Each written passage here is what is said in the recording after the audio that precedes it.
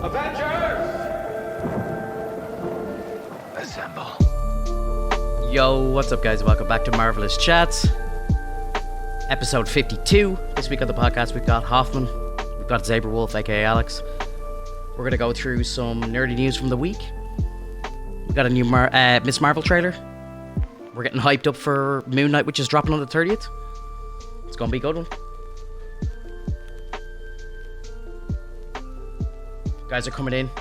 Give them a warm welcome.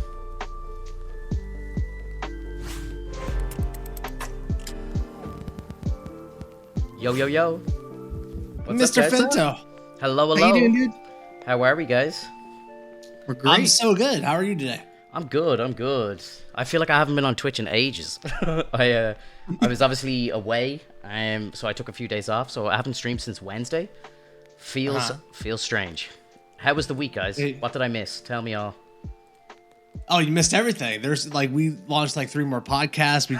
We hired 2 hosts. We fired them already. Everything's already skyrocketing. Yeah. What were you doing? Why were you away? So I was basically meant to go to a concert in London, and what happened was the band decided to cancel their entire European tour. So I couldn't get refund for my flights. So I said, me and my lady were like, fuck it, let's just go. We'll just go to London. We'll spend 2 days there, which was the original plan. It fell on Paddy's Day. So I was like, why not? Let's just make a little 2-day getaway for it. And because those were public holidays in Ireland, didn't have to use any of my holiday vacation days. So it was pretty much just a free trip away. It was great. Hell yeah. Is St. Paddy's actual a national holiday over there? St. Paddy's Day is itself, yeah, but they gave us the Friday off as well this year for some reason. They know the truth. They do. It's not worth it. So I literally got a 4-day weekend and got a trip to London without booking any annual leave, as we call it over here. Yeah, crazy. Congrats. Yeah, I never know with national holidays, because here in America we celebrate Cinco de Mayo, which is a Mexican thing. But if you ask a Mexican, they're like, yeah, we don't celebrate that. Yeah. So I don't know what it's Americans. We're like, we'll take whatever holiday you got. We'll drink to it. Yeah. So I don't know if it's a real holiday or not for people. Yeah, we don't really celebrate Paddy's Day over here. You guys celebrate it way more over in America than we do here, which I find to be the funniest of all. Because it's just crazy. You guys are I think is it Chicago? They dye the rivers green and stuff, and it's just crazy. Jesus. Yeah, it looks like a Batman flick, dude. The whole river's green. Yeah, it looks like the Riddler's gone fucking wild. But it's not really a thing over here. So I know some people had said to me oh, you're leaving Ireland on Paddy's Day, what are you thinking? I'm like, it's not really a thing here.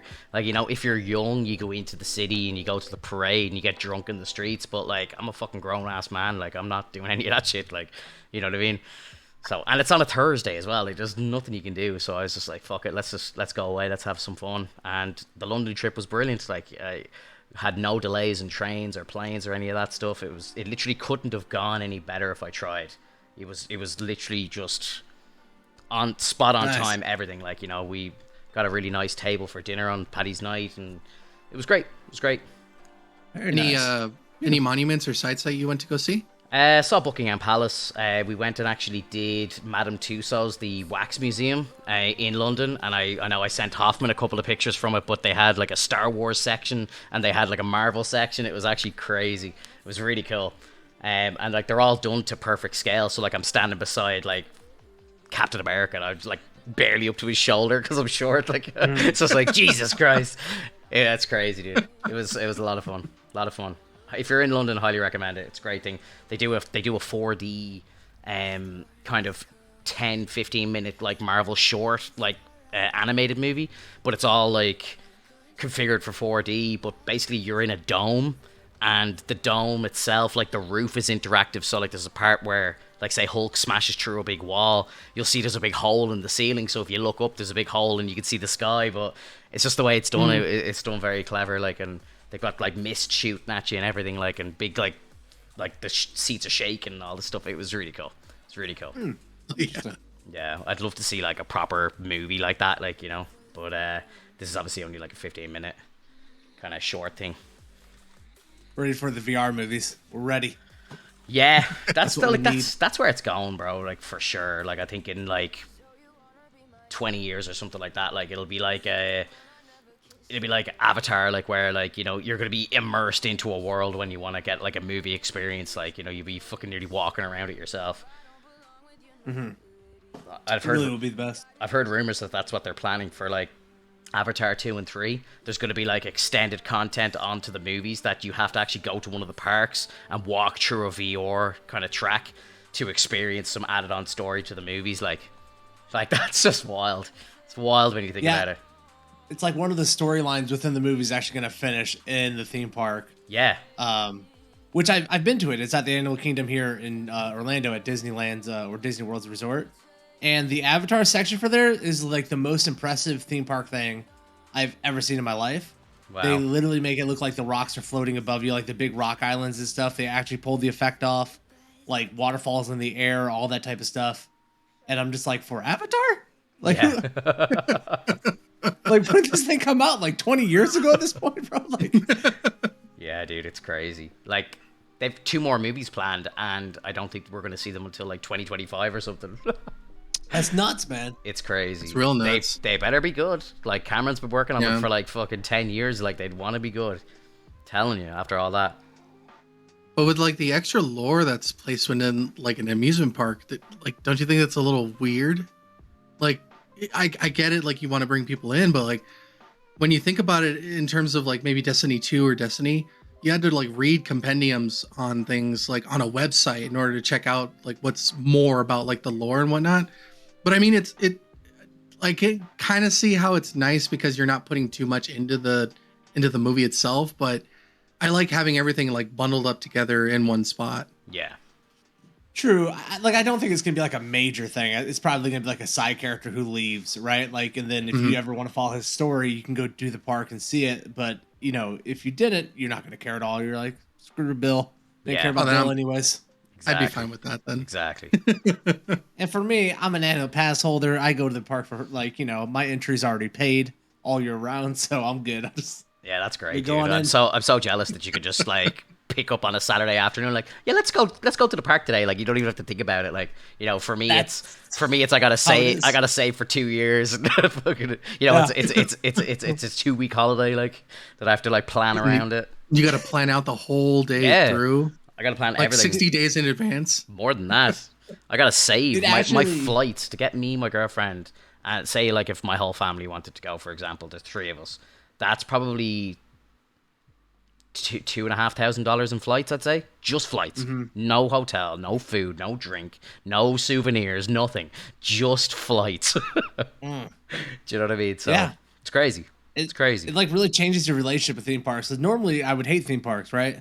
And then I became a annual pass holder because my girlfriend really wanted to do it. And I'd never done it before. And I was like, oh, this is enjoyable. Like, if it's rainy, we're going home.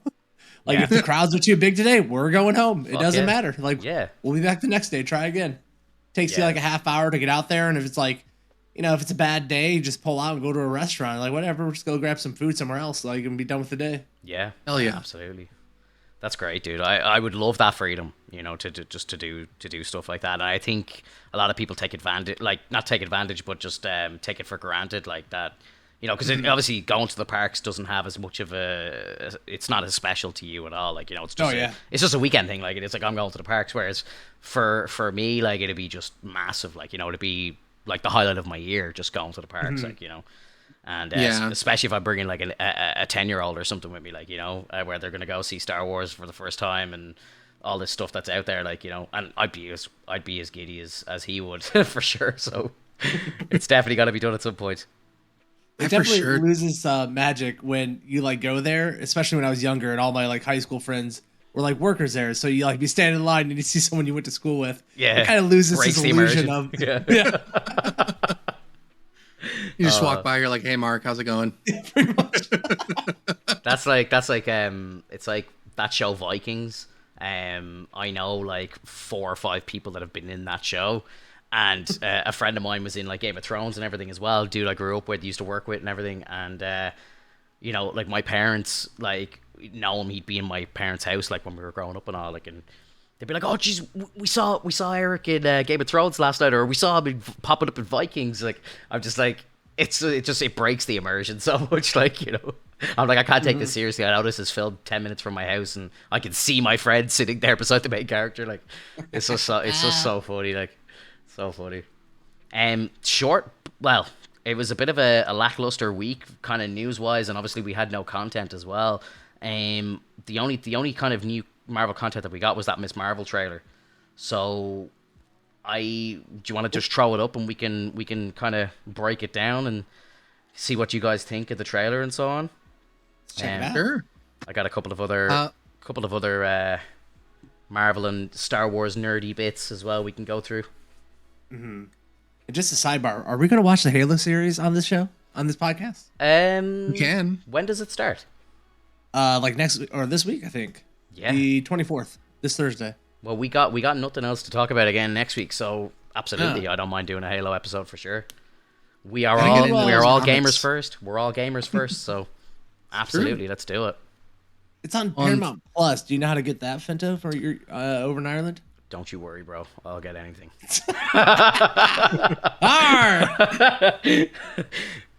Well, call me Captain Jack Sparrow.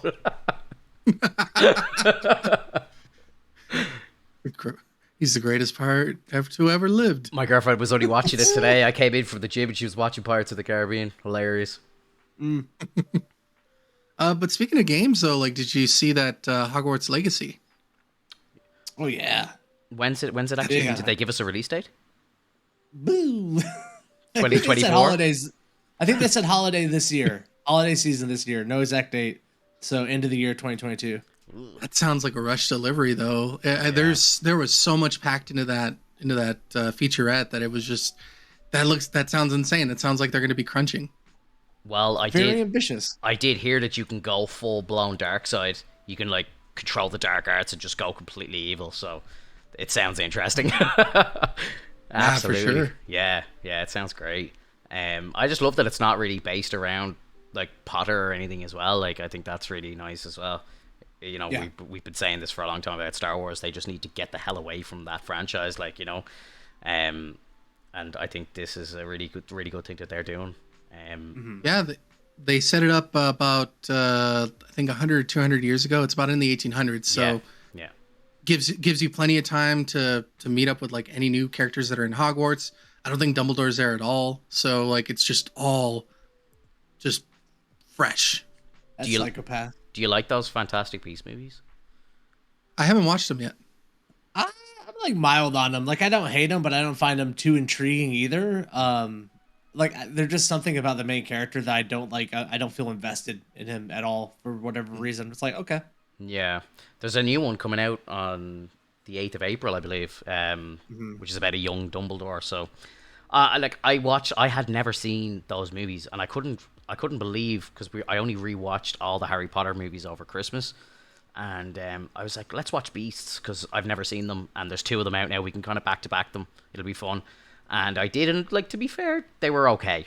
You know, they weren't amazing, but I think I spoke about this on the cast already, but I love the first 4 movies. They're the ones I kind of grew up with. Like, I was the same age as Harry going through those movies, whereas I didn't like the back 4 at all. I thought they were kind of really weak. Like, the last good one was the one with Robert Pattinson in it, the Goblet of Fire, in my opinion. I didn't really like the others after that, but I felt that these movies, the Beast movies, kind of had a similar enough kind of vibe to the back 4 of Potter. So I was kind of like, they're okay. They're not amazing, but they're worth watching, and I will watch the new one. Like, I might go see it in cinemas just for a night out or whatever. They like have this like sense of realism that makes it lose its like charm. Like the first 4 movies, like you said, they're very charming in a way. Like they feel like they're kind of meant for kids and stuff, and they kind of transport you with all the effects because of that. Yeah. And the new ones, it's like they got to be hyper realistic. Everything's got to feel like it's actually in our world.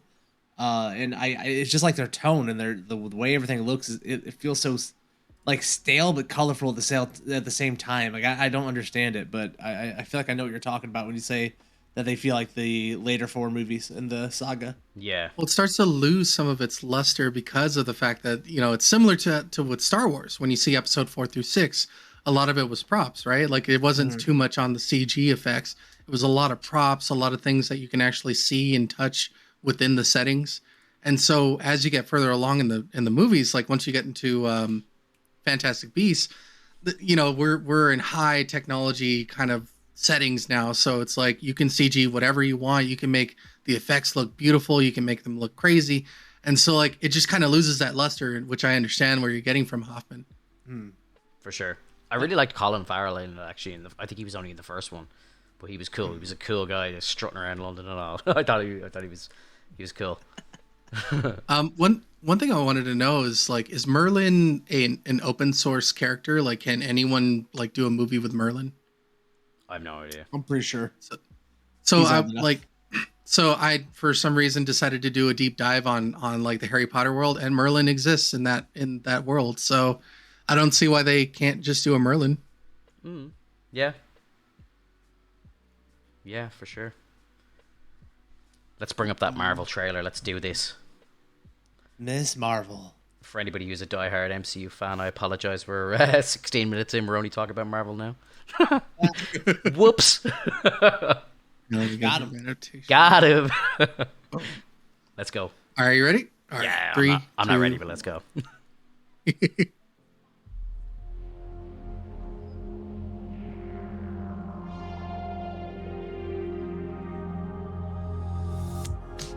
Okay, so first off, I just want to say, I get it. You get what? High school. Kamala. Another adventure shirt. Cute. She thinks Mephisto. I'm some kind of weirdo. You were weirdo. Boys. Excuse me. Yeah. You're kind of on my ship. Sorry. But you're staring out the window in your little fantasy land. Kamala, hey. Already? Really? Come on, like... Do I have to figure out my whole future before lunch, or is there like... Maybe they're right. I spend too much time in Fantasyland. That is not you. It's not really the brown girls from Jersey City who save the world. That's the fantasy too. Did something happen to you? No, why? Did you hear something? Kamala? What does it feel like? Cosmic. I always thought I wanted this kind of life, but I never imagined any of This all it. just slaps, bro. Yeah, it's a It banger. totally does. You are.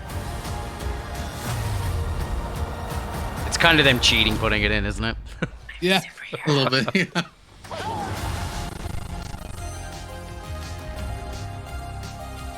I'm sorry, YouTube. I love that shot. That's the best shot of the whole trailer.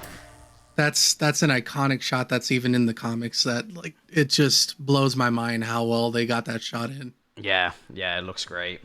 I really like, if you want to just mute it and maybe just play it back again, just so we don't get absolutely destroyed in YouTube for this. I love the start of this, like the kind of comic, like the bubbles and stuff, and the drawing and everything, and all this clicking and stuff. Do you think this is going to go on throughout the entire show, or is this just all for like an intro, like do it for one episode and then it kind of like fades to the background, like, you know? That's a good question, because it really only seems like it's even in the first like 5 or like 30 seconds of the trailer, right? Yeah. Right. And then they kind of forget about it. It almost feels like it's like when she starts to daydream a little bit is when it starts popping up. So maybe like sporadically throughout the whole series, but definitely not like a mainstay of it.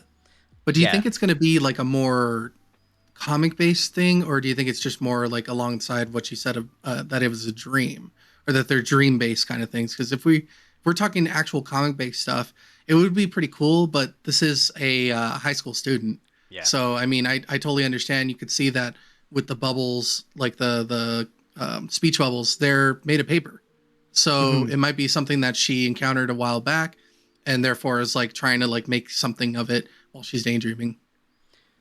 I don't know. I would say like she daydreams about being a comic book hero because in her like she's a comic book fan. Like the comic books exist about real characters in this world, right? And so I think she starts to daydream her life as a comic book character. So she starts daydreaming and she starts to see like panels in her everyday life and stuff. What do you think of the powers? The powers is the big thing everyone's talking about. Like the fact she's not inhuman anymore.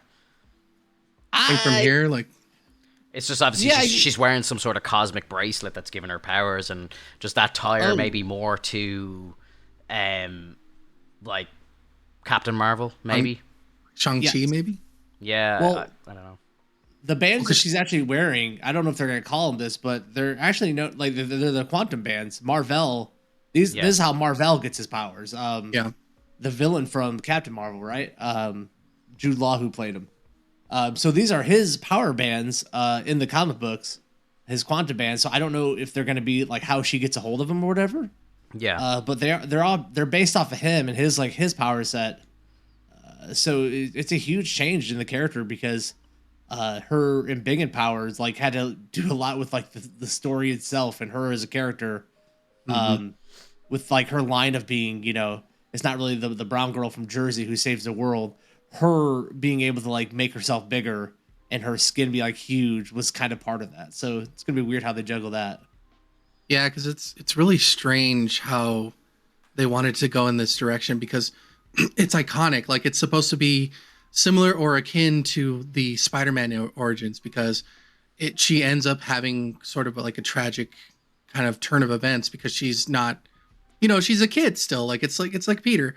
And when she's affected by the mist within the city, then that's when she's able to use her powers of like embiggen and shrinking and like other such abilities. And from that, like I feel like we lose a little bit of the luster of like who the character is. Simply putting on a band and then being able to use powers is kind of a cop out in my opinion. The only person that we've seen it so far do it kind of well was Shang-Chi. So this is kind of a toss-up for me on how I feel about this.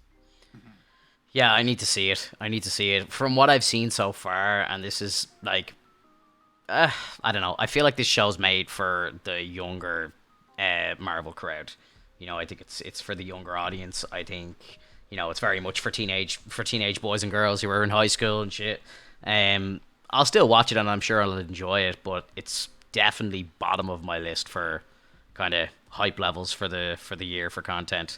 This is the thing I'm looking forward to least of all, but I'm definitely looking forward to having some new Marvel content, and we might get a cameo here or there. I don't know, hopefully. But yeah, I just don't know. I don't know, like, and the fact that we've heard about the likes of Black Bolt appearing in like Doctor Strange 2, it's kind of weird that they're taking away the whole Inhuman thing. If they're going to potentially have an Inhuman sitting on the Illuminati, like, right? It's kind of strange. It's kind of strange. Well, we don't know if that's going to happen yet, so maybe it's not. Well, true. I think it's from a pretty reliable source, though. I think so. I would be shocked if it didn't, really, to be honest. Yeah. This definitely. I mean, it looks like it doesn't look like it in terms of production quality, but in tone, it feels like a CW show, right? Kind of similar to the Batwoman or the Batgirl show, whatever was running. Like, it's just definitely not meant for a couple of dudes in like their 30s and stuff. It's not. Yeah. It's not there for us. And the comic book wasn't, and that's why it wasn't like terribly successful because it's like the market that this is aimed at. It's not necessarily like they're comic book readers. They're probably there as MCU watchers because MCU cuts across like so much of the demographic and like who watches and stuff. Yeah. But yeah, this is for people who are in high school, early 20s, or who really just like that CW style of TV show where it's about, young adult, your first love interest type of deal. Yeah, for sure. The only thing that I would have to say though is that it may not have done well on sales, but it was iconic. This is an iconic character. This is an actual character that represents the Muslim like characteristics, and you can see that especially with the family that she resides in. they're Muslim, they practice their religion, and like it's really a big thing that hits with this comic series. That's one of the biggest things. That's one of the more iconic moments. It's much like when you see with, Miles Morales or any other type of superhero that's of a different ethnicity. Like it hits hard when they do well in the comics. Yeah, definitely. And I think my only thing would be it's not necessarily her being a Muslim. It's just like a high schooler, right? Yeah. Where, I don't know if Spider-Man came out today with like Peter Parker first, like getting his first love affair. Like how many comic book readers are super interested in that? It's like the people who love comic books have just grown up, and the comic book industry just hasn't filtered in a younger audience like they did in the 90s and 2000s, really. For sure. Well, and we can see that they're reaching now, especially with Kate Bishop and Miss Marvel. Yeah, So, true. kind of wondering what we're going to see next in terms of like the younger types of superheroes. Young Avengers, I bet. We're going to get a team-up movie with all kids. Oh, for sure. Yeah. I think it'd be fun though. I'm going to watch it, but I think it's more aimed towards the younger audience, of course. Yeah. Whereas I think it really depends how good it hits, how dark it is. Because like there's plenty of like Robin stories, for example, that are like good and they're adult. But then there's a lot of like Teen Titans stuff, and like not the Titans show from that's on right now, but like I mean more the cartoons and stuff like that's more obviously aimed towards kids, and it really depends. The tone could be very dark, and it could hit on all levels. But from what I'm seeing from like the likes of this, I think they are definitely trying to do stuff that they think is gonna do well with the Disney audience, like. Mm-hmm. Yeah, and we'll see how successful it is. Like, like you said, I'm gonna watch it. Like, my interest isn't like super high up for it, especially because this thing's like coming out, like a week after Kenobi launches. So like, I'm gonna be fully invested in Kenobi because that's my childhood, right? Hell yeah. So maybe Miss Marvel gets, her character comes back out with like a sequel show, 30 years from now when people are in love with it. But I'm not Kenobi, man. That's true. That's gonna be a true. high bar. Such a high bar to like compete with, especially since it's really only like a couple weeks away from each other. Yeah. So like imagine they cross over for like 3 weeks, I believe. I think there's 3 weeks where they're both gonna air in the same week. I mean, this gets released like June 8th is a week after Kenobi's launch. Like Kenobi comes out on the 30th of March, and then June 8th is literally a week later. Like it's Jesus.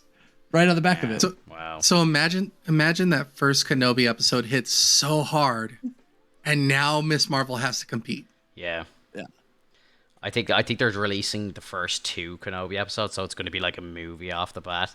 It's like 2 hours of Kenobi. I'm so fucking excited, bro. Oh my god. I haven't been this excited. You gotta stay focused. I haven't been this excited about Star Wars since 2005. I am fucking living for this show. Yeah. Oh, it's going to be incredible. For 17 years? Yes, bro. It's Holy Kenobi. crap. Yeah, dude. Kenobi. The last time last time Ewan McGregor was on screen as Obi-Wan was in 2005.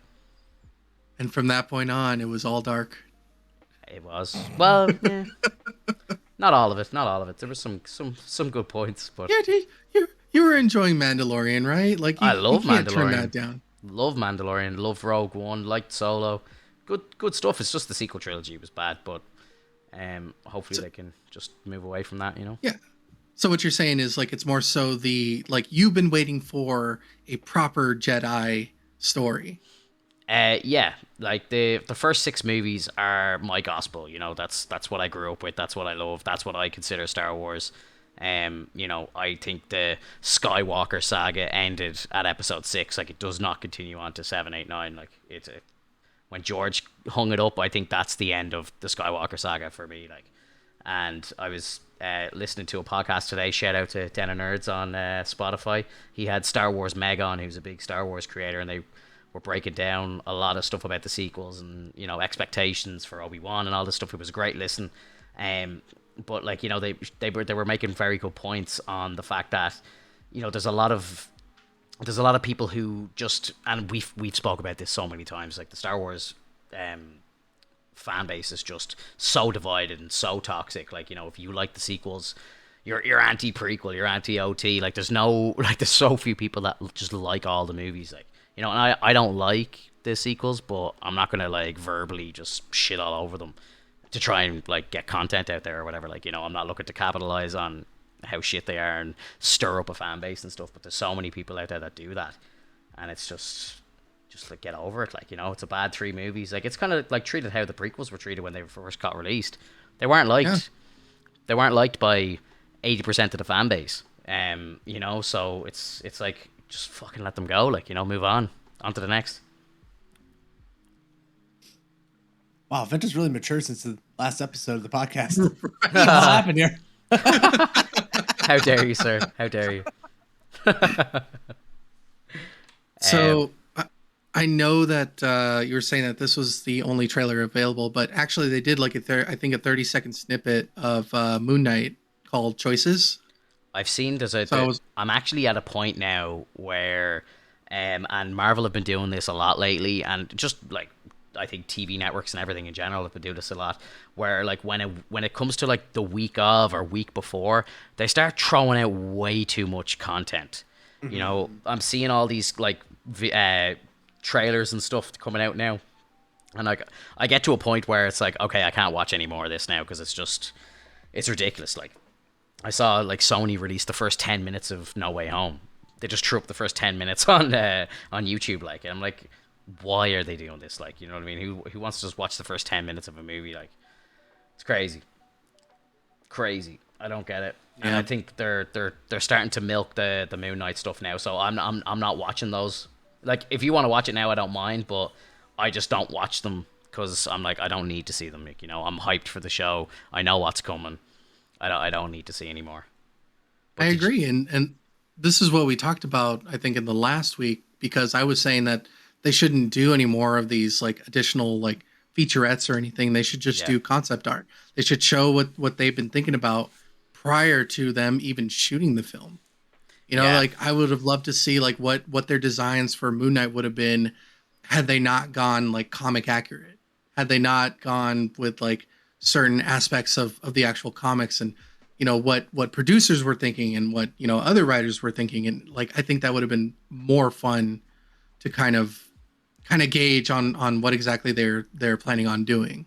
Yeah, for sure. I agree. Like me personally, like I love watching like press tours. Like I love getting hyped up. Like I love watching like interviews with people, like when they go on talk shows and stuff like that. Like, and are gonna start hyping up TV shows and all. So I think like, you know, throw up a load of interviews with like Oscar Isaac or something like that. Like, you know, interview him on the red carpet or something like that, or, you know, get him talking about the show or what's coming next or any stuff like that, and just like hype it up that way. I don't need to start seeing random 2 or 3 minute clips from the show. I think I saw they put up something and it was like 1 minute of footage from the show. I'm like, why are you showing me this? Like, you know, just a random minute taken from episode 2 or something like that. Like, you know, just stop. There's no need for it. You've released like 2 or 3 banger trailers. Let that be it. Just leave it there, you know. Mm-hmm. It feels like at this point, like they spend so much on their marketing to like put these like 30-second clips out from the show and kind of like spoil the scenes, that at a certain point you should just like film new stuff. Like you should during filming be like, all right, we're gonna film a 30-second advertisement only segment of this, where it's like a scene with like the Moon Knight character in like a shop or something, to show as like it's something completely separate from the show, but it's them in character doing a scene that gets you excited for part of it, and that's the only time you see it. I agree. Yeah. Kind of like what are those one shots called? Well, I guess the one shots. That Marvel used to do back in the day, like do like little 30-second, 1 minute spots like that are tiny little stories about the characters that are coming up. I wouldn't mind something silly like a Mr. Knight walking into like a 7-Eleven and getting a slushie. Yeah. Yeah, and then it's an ad for 7-Eleven, like, you know, it's like, do you know what I mean? Yeah, like that. I think were they doing that for a little while, and there was some movies that were doing it with like car companies and stuff. They were kind of around the release of movies. Was it Marvel? I can't remember. Yeah, I know there was like a Falcon one with like Audi or something like that. Yeah. So yeah, like I think like, you know, do that sort of thing. Do some behind the scene, like maybe release some behind the scenes stuff. But like, you know, even like I think it was Black Widow the first time I really noticed it, where it was like they showed the whole chase scene with Yelena and Natasha, where they were in the BMW Jeep and they were racing through the streets and stuff. And I was like, when it got to that point in the movie, I was like, I've seen this. And I was like, why have I seen this? You know, I was like, that is just so silly of them to do that. You know, I'm like, why would they ruin that scene for me? Because like, when that scene came up, I'm kind of just sitting there just going, oh, I've seen this now. Like, you know, I just don't care. And like, I was sitting there for about 3 minutes in the movie just going, I've seen it. Okay, now we're at the part where I haven't seen. Like, I'm like, it's crazy. Yeah. It's like when you saw the first trailer for Avengers Infinity War, when you saw that Hulk was like in like the Battle of Wakanda. Yeah. And that never happened. Yeah. At all, like it was Bruce in the Hulkbuster. The misdirect. Yeah, you'd be. Yeah. They obviously changed something around there. Like either they changed something in the script or so, you know, something happened where they had to change something. I don't know. Like, but the fact that they had him hulked out in that scene and then decided to change it, and that's such a pivotal like moment or like story plot for Bruce. Like, you know, he can't turn. So it's like, when did they make that decision? You know. I feel like they do that misdirection on purpose. Like, I don't think there was a change in the script. I feel like that was like part of their game plan is like, we're going to hide the Hulkbuster idea and hide the storyline of Bruce by showing Hulk in the trailer. Yeah, that's fair. That's fair. That's fair. That's very fair. It's just so weird though. I mean, like I kind of get it. You know, if they were to have Hulk available throughout the whole movie, it might have been solved a lot sooner. It's just, I swear to God, there's always a way we come back to a Hulk conversation when he has nothing going on in the MCU for the last 5 years. Alex finds a way. We're talking about the Hulk. God bless him. I miss him. I know. It's all right. Did you watch the Adam Project? Oh, No. I forgot to check it out this week. Ruffalo's in it. He's got a pretty big part in the movie, and it's cool seeing him in. It's something where he's just like, you know, bouncing off another MCU actor. Like, I guarantee you they'll do something in the future with the two of them that kind of, it's probably Deadpool 3. I wouldn't be surprised if Banner, because he seems to be showing up in everything. Like, obviously he's going to be in She-Hulk. I think I heard rumors of him popping up somewhere else now as well. So like, Banner obviously wants to be involved with as much as possible. So I would not be surprised if they bring him into Deadpool 3. Especially with Sean Levy directing now after being with the two of them on the Adam Project. I mean, like, is Deadpool 3 where we're actually able to get like Wolverine versus Hulk? You know what I mean? Like, how that'd be a perfect spot for that type of interaction. Yeah. Because it's like the only place it could be kind of gruesome, you know? Like, they're not going to be gruesome in an Avengers movie. Yeah, because just imagine like a freaking adamantium claw just going through the arm. Like, Oh, yeah. that's good. Oh, I just got done rewatching Logan like 2 days ago, man. You know, I'm hyped up on Wolverine stuff right now. Yeah. I gotta rewatch Logan. There was a conversation in my Discord about it there the other day, just talking about where to watch it, and I was saying I have it on Hulu, obviously through the Disney Plus app, but yeah, I gotta rewatch it. I think I've only seen that movie like maybe once or twice. Have you watched the black and white version of it? I hear that's really cool to watch. I was trying to find that to watch, and I think like Google Play was the only one that had it. Yeah.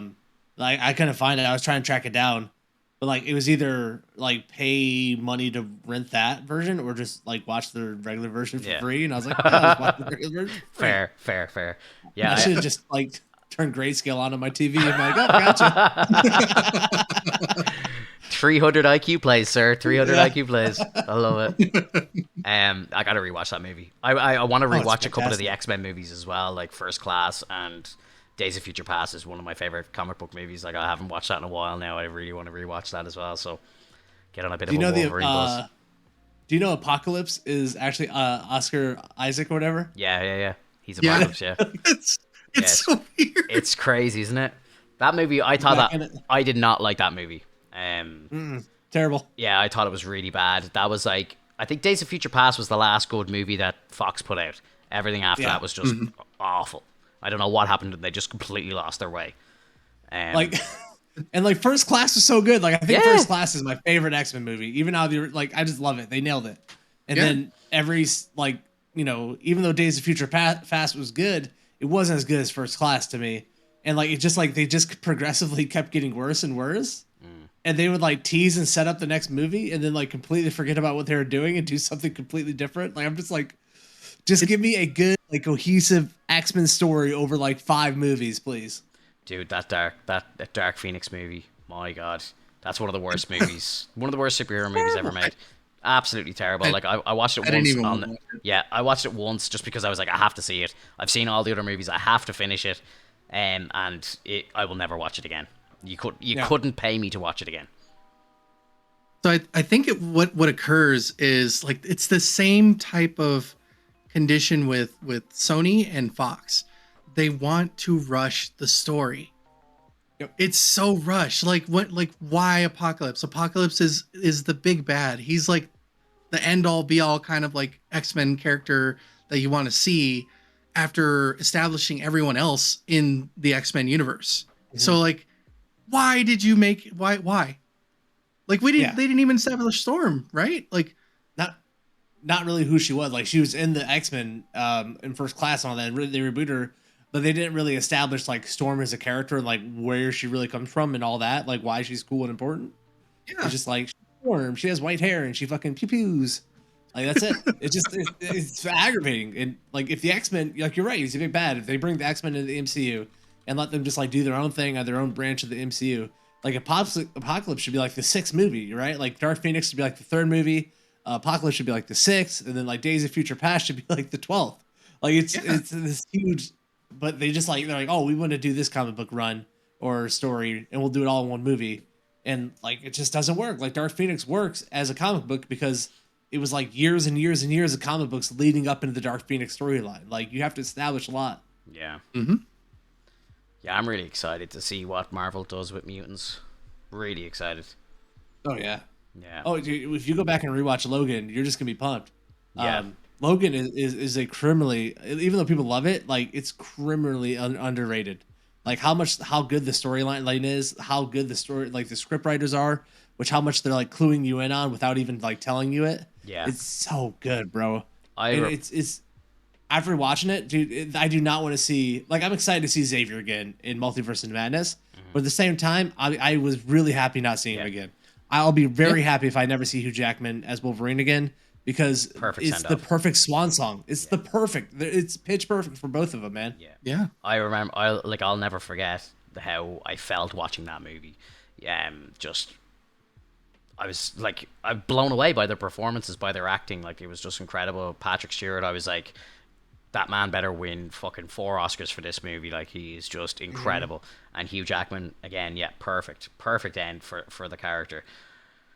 Absolutely amazing movie. Yeah, and I love Days of Future Past. I can't get over how good it is. I just thought it was so clever how they brought the two like casts together. It made perfect sense.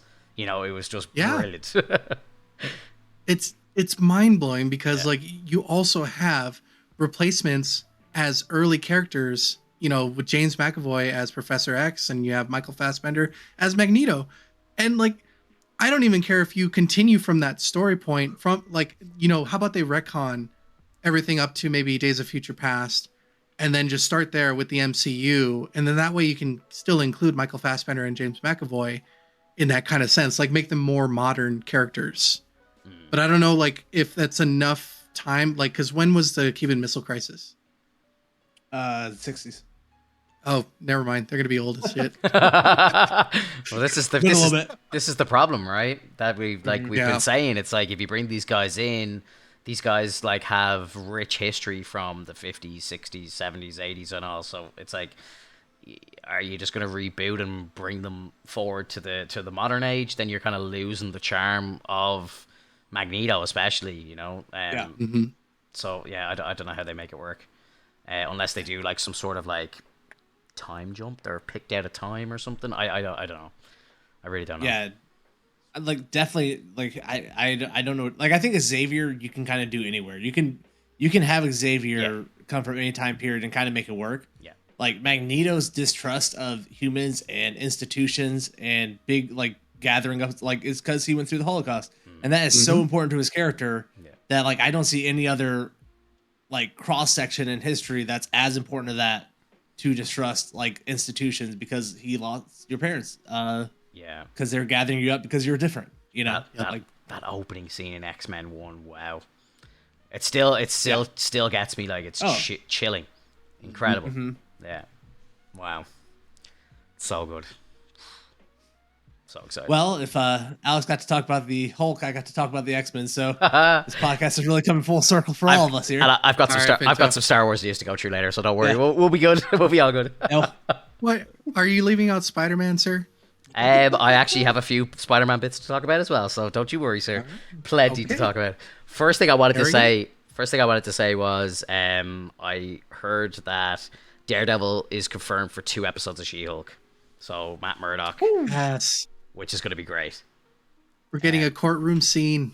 Yeah, I think so. I think they're going to be up against each other in court, but I think there's going to be Daredevil scenes as well. It's not just Matt Murdock, which is I'm very excited to see what his MCU suit's going to look like and how different he actually is to the Netflix character. Like I started rewatching the Netflix series when I was in London, just like to fall asleep at night or whatever, and I just can't believe how good that fucking show is. Like, honestly, dude, I'm watching that show and I'm like, this is the best comic book fucking TV ever.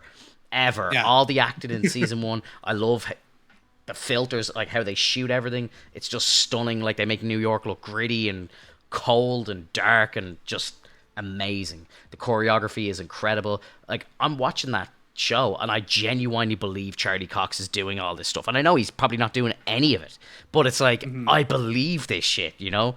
It's incredible. Absolutely. I love the pacing of it, man, because I rewatched the first episode now that's on Disney Plus. Yeah, and like it's slower, like, and all these MCU like Disney Plus shows, it's like everything's going like this, like it's a movie, right? Yeah, and it's like with the TV show, like you can slow it down, have some slower moments, so that when there are fight scenes, it's like they hit even harder, man. Like, the fight scenes in Daredevil feel really good because they have that slow pacing leading up to it. And man, I forgot how good that show was. Like, I forgot how good Daredevil was. And I'm so happy it came back to Disney Plus. It's the only reason I put it back on. I would not have watched it again on Netflix. Just Right, and for then, no reason. And then with like all the twists and turns that occur, not just with the fight scenes, but for the fact that like you don't know what's going to happen, especially with a crazy person like Kingpin.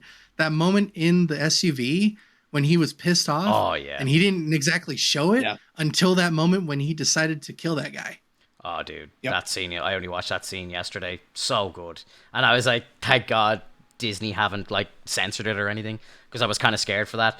And I know it was like, when I got to episode 3, I was like, okay, you know, they definitely have it. You know, the bit where your man impales himself on the fence because he said Fisk's name. And I'm just like, oh yeah, Disney are going all out here, baby. I definitely got the prompt to change my settings. They're like, I was like, oh, here we go. Please add a password to your account. What do you make of on Disney Plus? They separated the Netflix shows on the like browsing feature. They didn't put it in the main MCU timeline. And they gave it its own section. The Defenders Saga. I think it's intelligent in a way, because it's like, let's bundle all this stuff together. I can't imagine there's too many people who are Marvel fans that don't know that these shows exist. Could you imagine you didn't? Imagine you didn't know that these shows exist and you're like, whoa, what the hell? We just got like 7 new shows. What the hell's going on? You know, it'd be like, it'd be in your element, you know? But I do think Disney's the best. Yeah. How quick are they doing all this stuff? But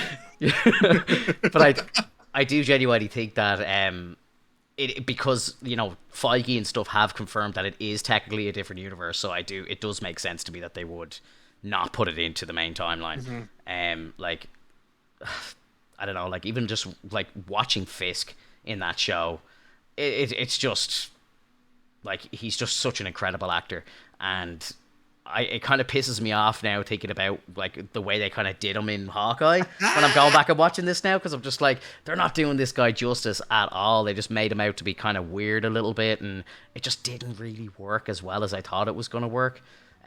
Obviously, you know, my true judgment won't be kind of declared until I see more. You know, I think he's going to pop back into Echo. He's going to be in She-Hulk, and I think they're set to start recording a Daredevil show before the end of this year, apparently, for Disney Plus. So, like, you know, I presume he's going to be, you know, main cast in that. because apparently it's going to continue on from like they're calling it season 4, but the fact that it's from a different universe, I believe what the way that they're trying to spin it is that it's going to be very, very close to the 616. So most of the history that we've seen in the Netflix shows will still be in place, but they can just kind of pick and choose what they kind of want to softly retcon, which I think is a clever way to do it. Because it's like, we're not deleting those shows. Like, you still kind of need to watch them to watch Murdoch grow, but it's like, maybe he hasn't fought the hand yet or something like that, or they'll make small changes, or I think his suit's going to have yellow in it and stuff to kind of differentiate it a bit. Well, yeah, I wanted to actually showcase that since you mentioned it. Oh yeah, nice.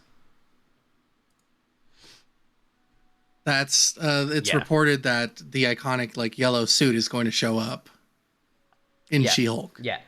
So we're gonna see that. We're gonna see that bit, which I don't know. Like, the costuming is gonna be kind of interesting. Everyone seems to be way more excited about the yellow suit than I am. I don't know if I'm just like on the small end of the spectrum here, because I don't like his yellow suit that much, man. If anything, I don't think that we've gotten a good Daredevil suit that like looks like the one on the right, and like that's what I'm excited to see. Yeah. I think Charlie Cox's looked all right. Like, his suit looked all right for the Netflix show, but it looked all right in the same way that Christian Bale's Batman's bat suit looked all right. Like, it's kind of all right for the show that they were making, but it's not really the iconic look of the character. And so I'm waiting for them to give Daredevil that, I thought Ben Affleck's suit looked fire in his. As bad as that movie was, I really liked his suit in it. I was about to say the same thing. Yeah, I've seen a lot of people talking about that online recently. That suit, the movie was terrible, but the suit was fire. Yeah. And that's Daredevil. It's a skin tight red suit that makes it like this. He looks like a psycho in it when he's coming at you. Like, he's not wearing any armor or nothing. He's just coming at you. But yeah, I'm excited for this reboot. Like, you said the word soft. I think soft reboot's like the best word, and it's gonna be. I love that they're doing that. I love that they're not going to bring everything for Netflix, because as much as I like the Netflix series, I don't like the way the hand was handled. There's just a couple. There's just kind of things in the Netflix show that I just didn't like love, but I just love the series overall. Yeah, I agree. Just I don't know if you guys are reading the chat there, but Daz just made some good points there, just about the whole kind of canon and where does it actually lie, and it is definitely a question that I think we all want answered. Exactly how much of the Netflix shows are going to cross over into the MCU. It does, like, I don't know, like, it seems like Murdoch has been active in New York when we see him in Spider-Man, but it's like, how active is he as Daredevil? Like, maybe he, like, because Peter seems to be like very shocked to see him have abilities. He obviously hasn't heard of Daredevil at all, like, so I'm very curious to see. Or he doesn't know who Daredevil is, like, he doesn't know the identity of him. True. Well, Daredevil's in where? The Bronx? Hell's Kitchen. Hell's Kitchen. Okay, and then where is Queens in like relation to that? I feel like Hell's Kitchen is kind of inside of Queens. Hell's Kitchen is in Manhattan, right? It's part of like the main island, and then Queens is off the main island. Yeah, because like Hell's Kitchen's around like the 42nd Street, I believe. Okay. Yeah, and Peter's from Queens. Yeah, and Queens is like outside of Manhattan.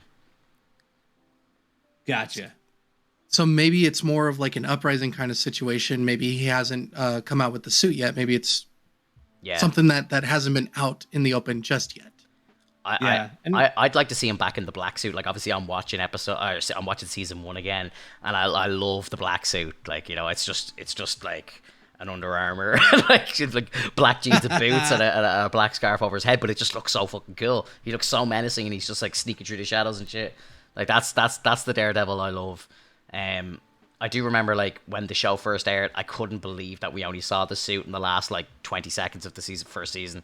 I was like, oh my god, we only see the suit now, But I did like the suit. I thought it was very much like, this is what a suit would look like in the real world if this was a real world vigilante. Like, there was no kind of theatrics to it at all, and I think that kind of worked for what Daredevil was trying to do.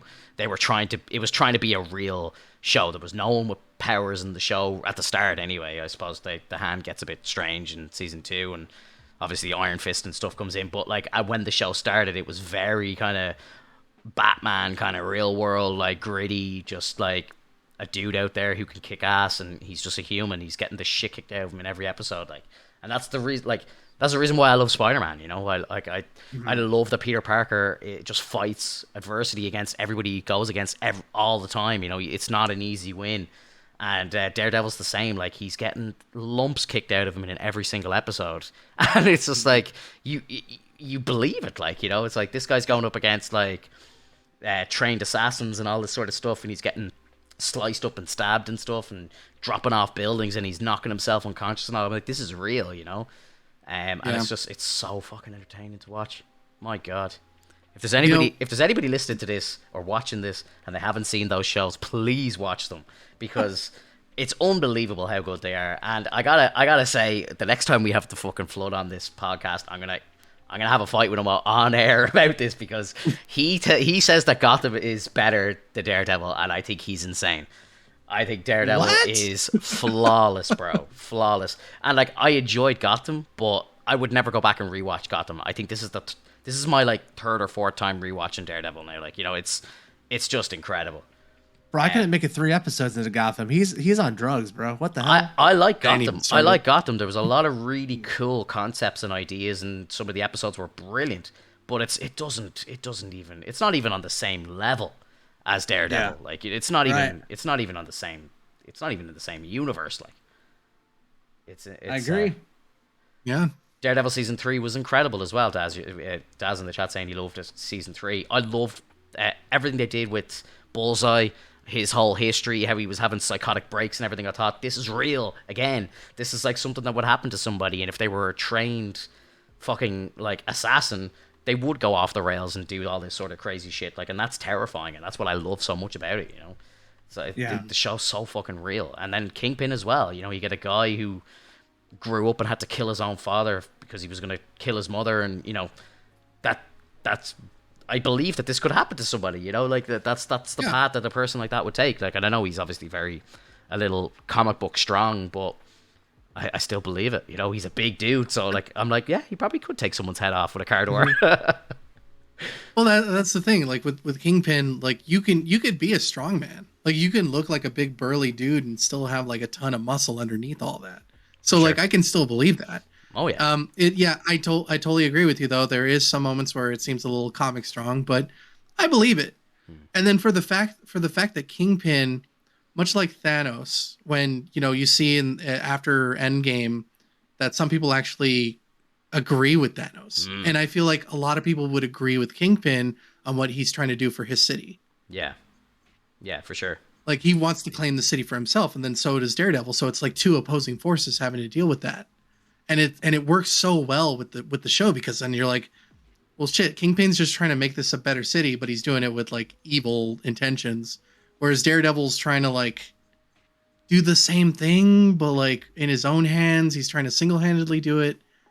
It's weird. It's crazy, and I love it. You hear about it too. Like at the very end of season 1, he's like, "This is my city." Yeah, and so like Daredevil says the exact same thing later on as well. This is my city, and I love that. I love the clash. Mm-hmm. Yeah. Oscar Isaac did an interview on a press tour for Moon Knight, and he was speaking a different language, so I didn't actually understand what he was saying, but I just saw someone talking about the interview, and he mentions Midnight Suns, so he's mentioning Punisher and Ghost Rider and stuff like that. So I think, like, I know it was kind of already confirmed, but I think they're very close to, if not working on this stuff already.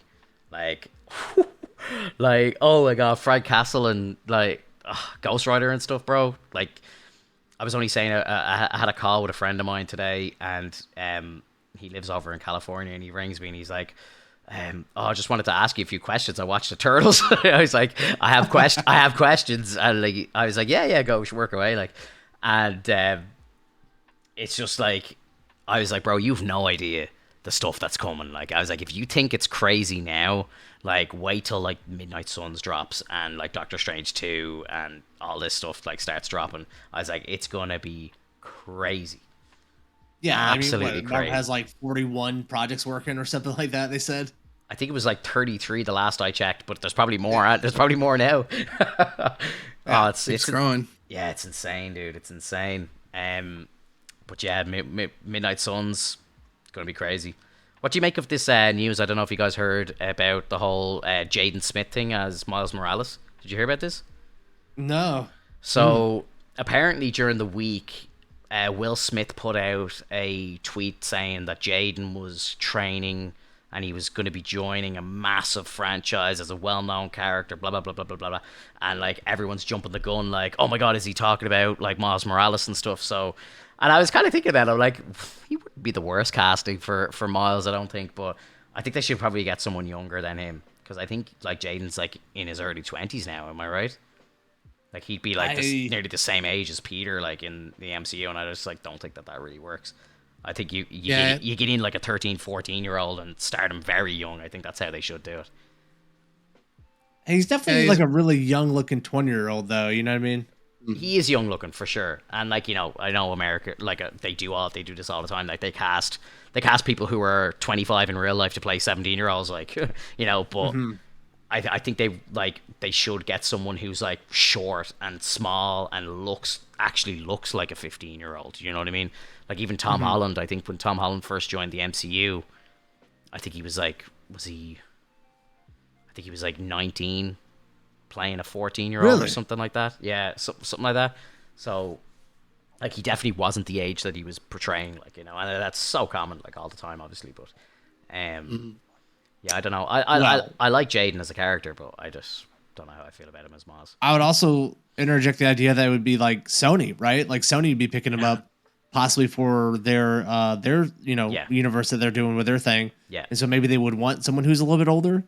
I remember thinking that during all the Spider-Man hype when No Way Home came up, I was saying I think Miles Morales would be their Spider-Man and not Andrew or Toby. That they would like use Miles Morales as theirs. I agree. Yeah. I don't know if you can, Alex, if you're here. I don't know if you're gone. You might be gone. Yeah, Daz in the chat there just mentioned an actor for Miles, and I'm not exactly sure who that is. I watched This Is Us, so I presume I'll know the guy when I see his face.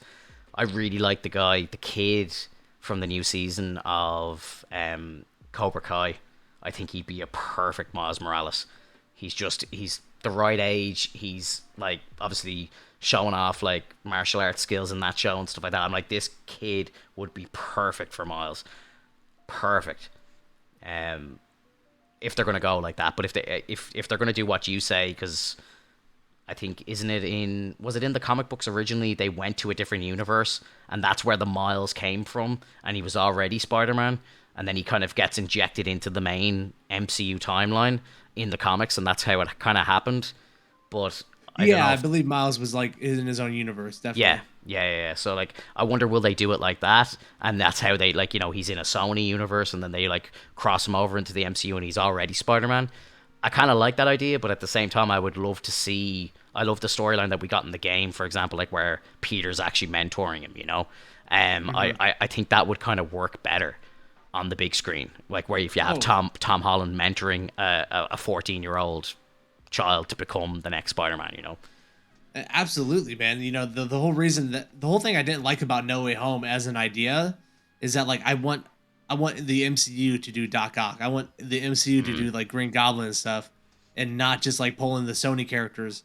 And so if we get a chance for like the MCU to tackle Miles Morales, I would much rather see that than Sony just adding in, you know, a mid-20s Miles Morales kind of at the height of his game to go up against the Sinister Six or whatever the universe. Yeah. Because the biggest one that we're gonna see is when we get the Kraven movie. Like, who's Kraven if he's not hunting Spider-Man in the comic books, right? Like, that's who he hunts. Exactly. For us. So like if they don't have like a Spider-Man Miles Morales type of character for that movie, like I don't know who they're gonna put in instead to make it interesting for people for the draw. Yeah. I think it's Andrew Garfield, bro. They bring Andrew in. All right, might be Andrew. I just I don't know, man. I find it hard to believe, and not because it wouldn't make perfect sense, because it does, right? But I don't believe in Sony. I don't think they have good ideas about how to do anything within the Spider-Verse. Like, the obvious idea would be to take Andrew and put him in there, and it would be fantastic. But it's Sony, and it's like they'll mess anything up for no reason. The only saving grace that I think we have, though, right, is that it's Feige's involved now. So, Feige and Amy Pascal and stuff are now going to be working together in Sony.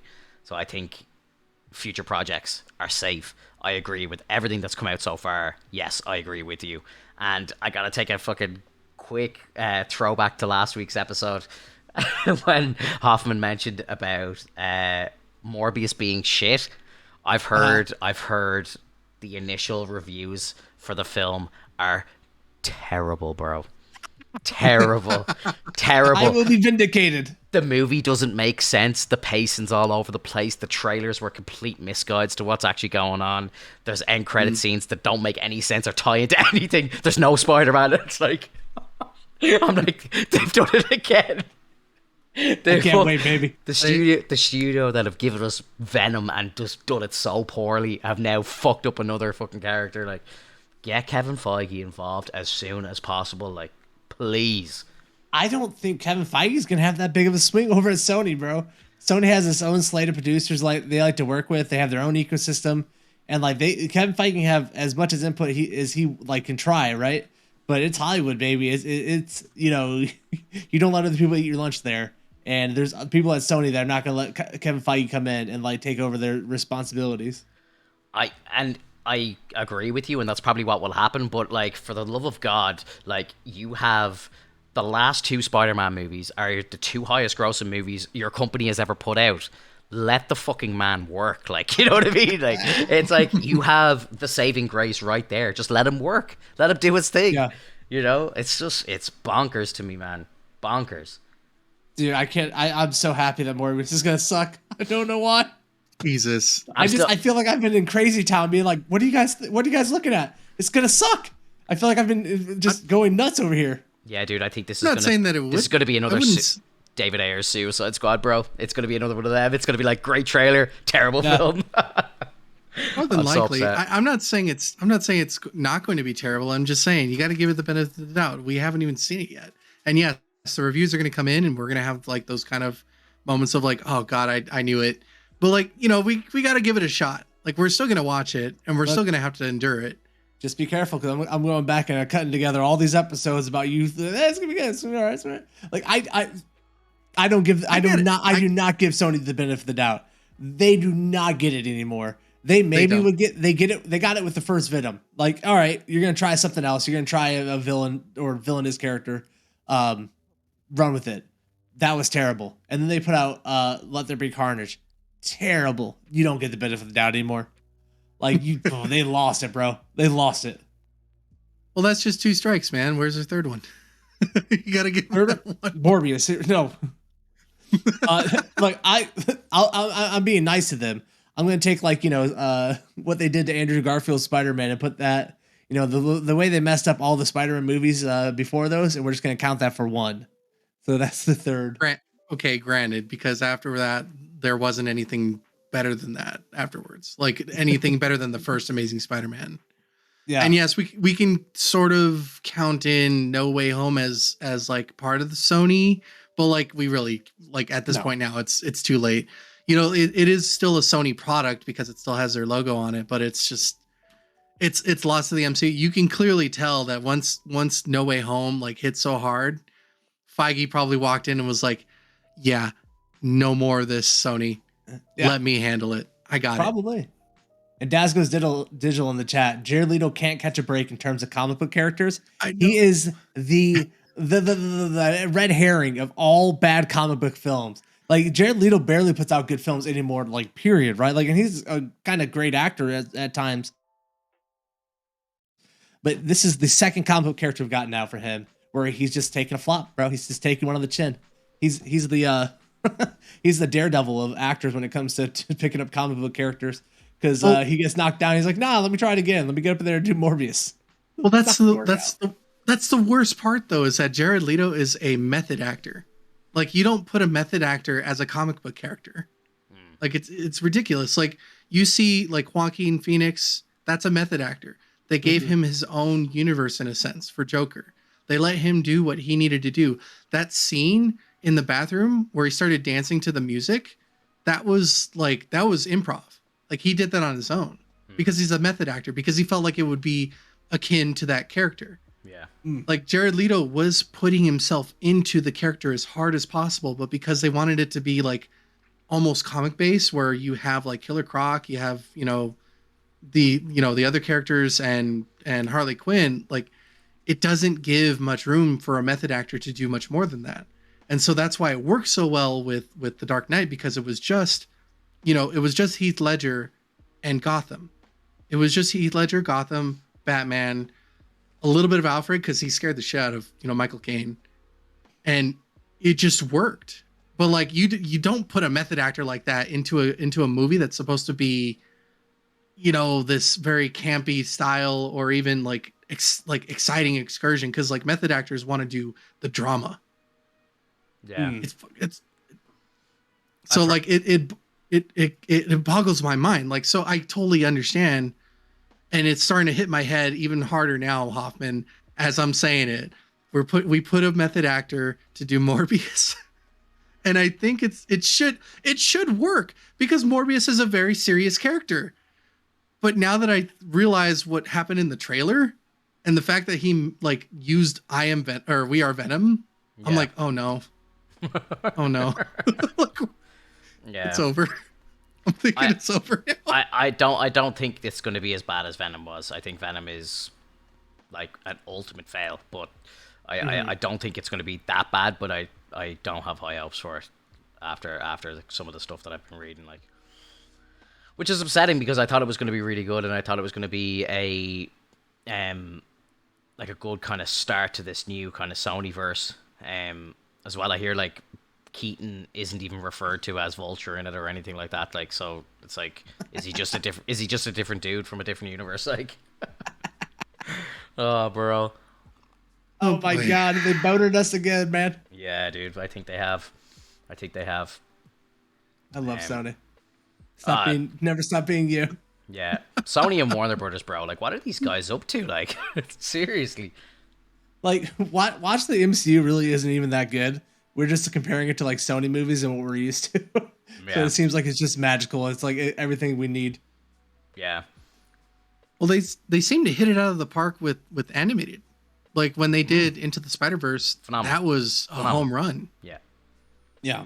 Yeah. I mean, yeah, that's very true. And they probably just nailed the correct writers on that one, right? Like those guys, I think they were nominated for an Academy Award, and they won like some Screen Actors like SAG Award. Yeah, that movie was fantastic. But that's almost like, because it wasn't big, Sony was hands off with it. It's like, oh yeah, we're only giving them a little bit of budget. They can just go do their own thing, whatever. Yeah. But these big blockbusters are like, no, let's get in there and let's do this. This has to be faster and quicker. Yeah. Let's make Mark Wahlberg as Sully. Let's do it. I was actually only listening to an interview with Tom Holland there, and he was saying that like they've been trying to make the Uncharted movie for so long that when they initially pitched it, Mark Wahlberg was attached to actually play Drake, and it's like they took them so long to make it, so that when they went back to him, they're like, actually, you're too old now. You can play Sully.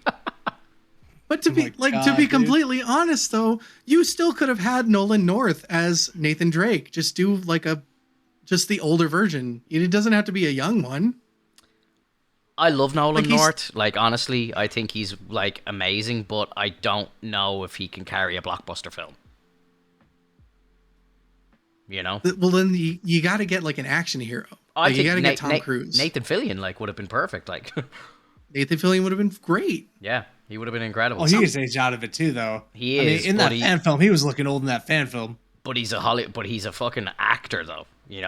Whereas Nathan. Like what's his name? Nolan North does a lot of like voice work and stuff like that. And yes, he has been in front of the camera a bit himself, but like not in a leading man role sort of thing. Like, I think Nathan Fillion would have been better, but I look, I like that movie. I love Tom Holland, and I just thought he was great in it, and Well, yeah, it was good.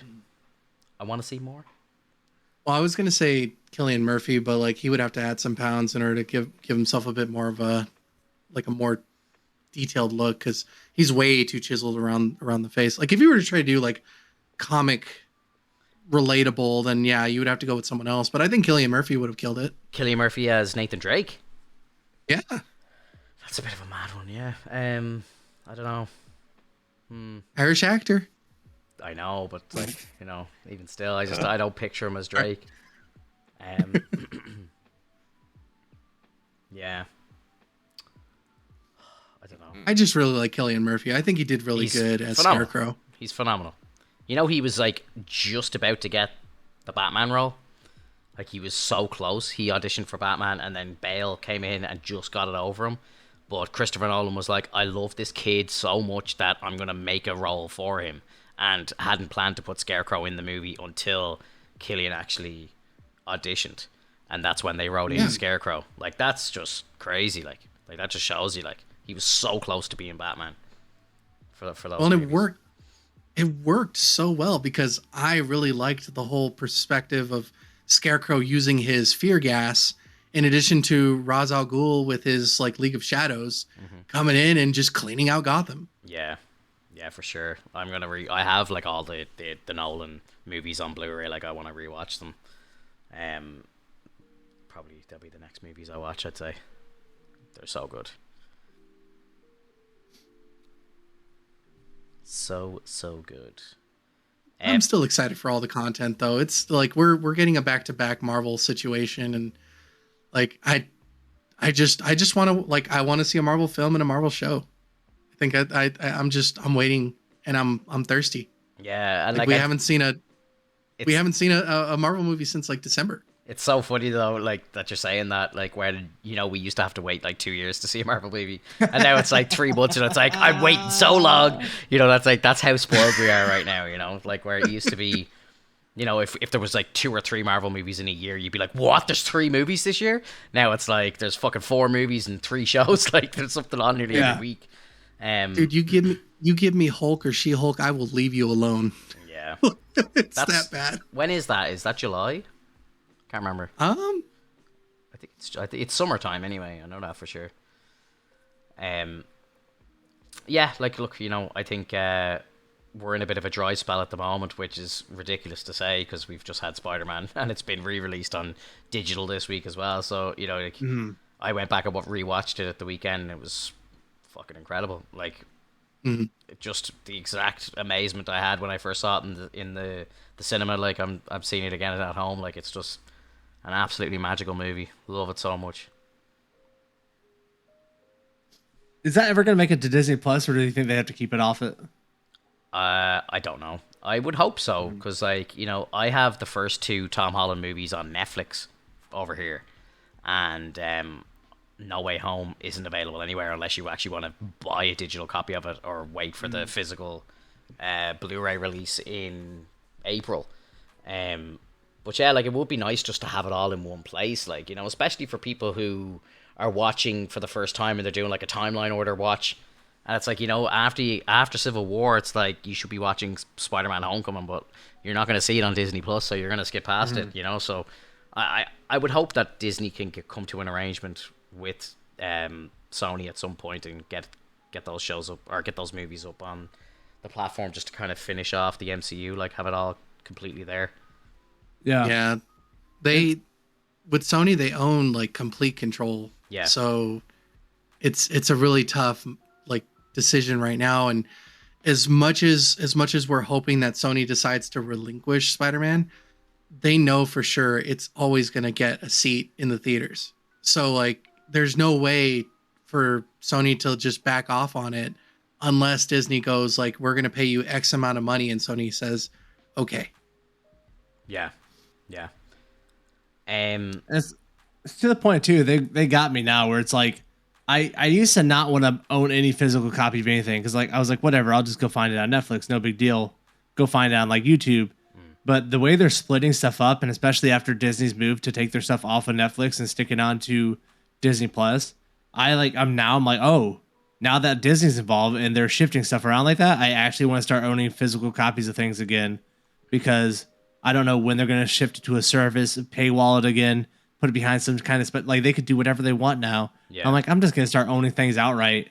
Because like I don't want to, if they stop putting out TV shows I'm interested in, I want to own Disney Plus. Yeah. Like, whatever. Yeah, it's kind of mad to think like if it got to a point where the only value that you see in having a subscription is for rewatching content that you love that's already come out, and you're not even using the app for new content. That's a scary thought. Yeah. Please, God, don't happen. Here we go, Kenobi, baby. Yeah. Oh boy. Help me, Obi-Wan Kenobi. You're my only hope. Only hope. That's Bob Okay, how do you Chapek turn right this thing now. off? He's just crying. Yeah. Like, please save Star Wars. We spent $10 billion. Please save us. I don't know if you guys are reading chat, but Daz came in with a very good question. Where do we see, just to summarize it, where do we see, do we have a big event that's going to close out Phase 4? Obviously, we've got the multiverse happening and all the cosmic stuff with Eternals and stuff like that. Like, do we think there's going to be something big happening in the MCU to close out Phase 4? It's got to be Kang or something, right? Kang or something. But like, I don't even know. Like, I don't even feel like we're in Phase 4. I don't even feel like we're in phases anymore. True. I feel like before they felt very distinctive, and it's just been like, it feels like it's been what, like 4 years since Endgame, and just been like all over the place. Yeah. The phases felt really succinct in where they were in the timeline. Even stuff like Captain America that took place in the past were still anchored in like the modern day where that phase was. And right now, I'm just like, what is Phase 4? Like, what are they gonna do? Like, who's there? Who's our villain? Who's in trouble? Yeah. I have no idea what's going on in Phase 4, man. So it's hard for me to kind of answer that one because I'm just so lost in what Phase 4 is. Yeah. Right. I think like Galactus is gonna make an appearance soon now with the Celestials showing up and stuff in Eternals. Now this is probably gonna be Phase 5, but I think Kang probably closes out Phase 4, and I think then Phase 5 will be Galactus when they've had time to introduce mutants and stuff like that.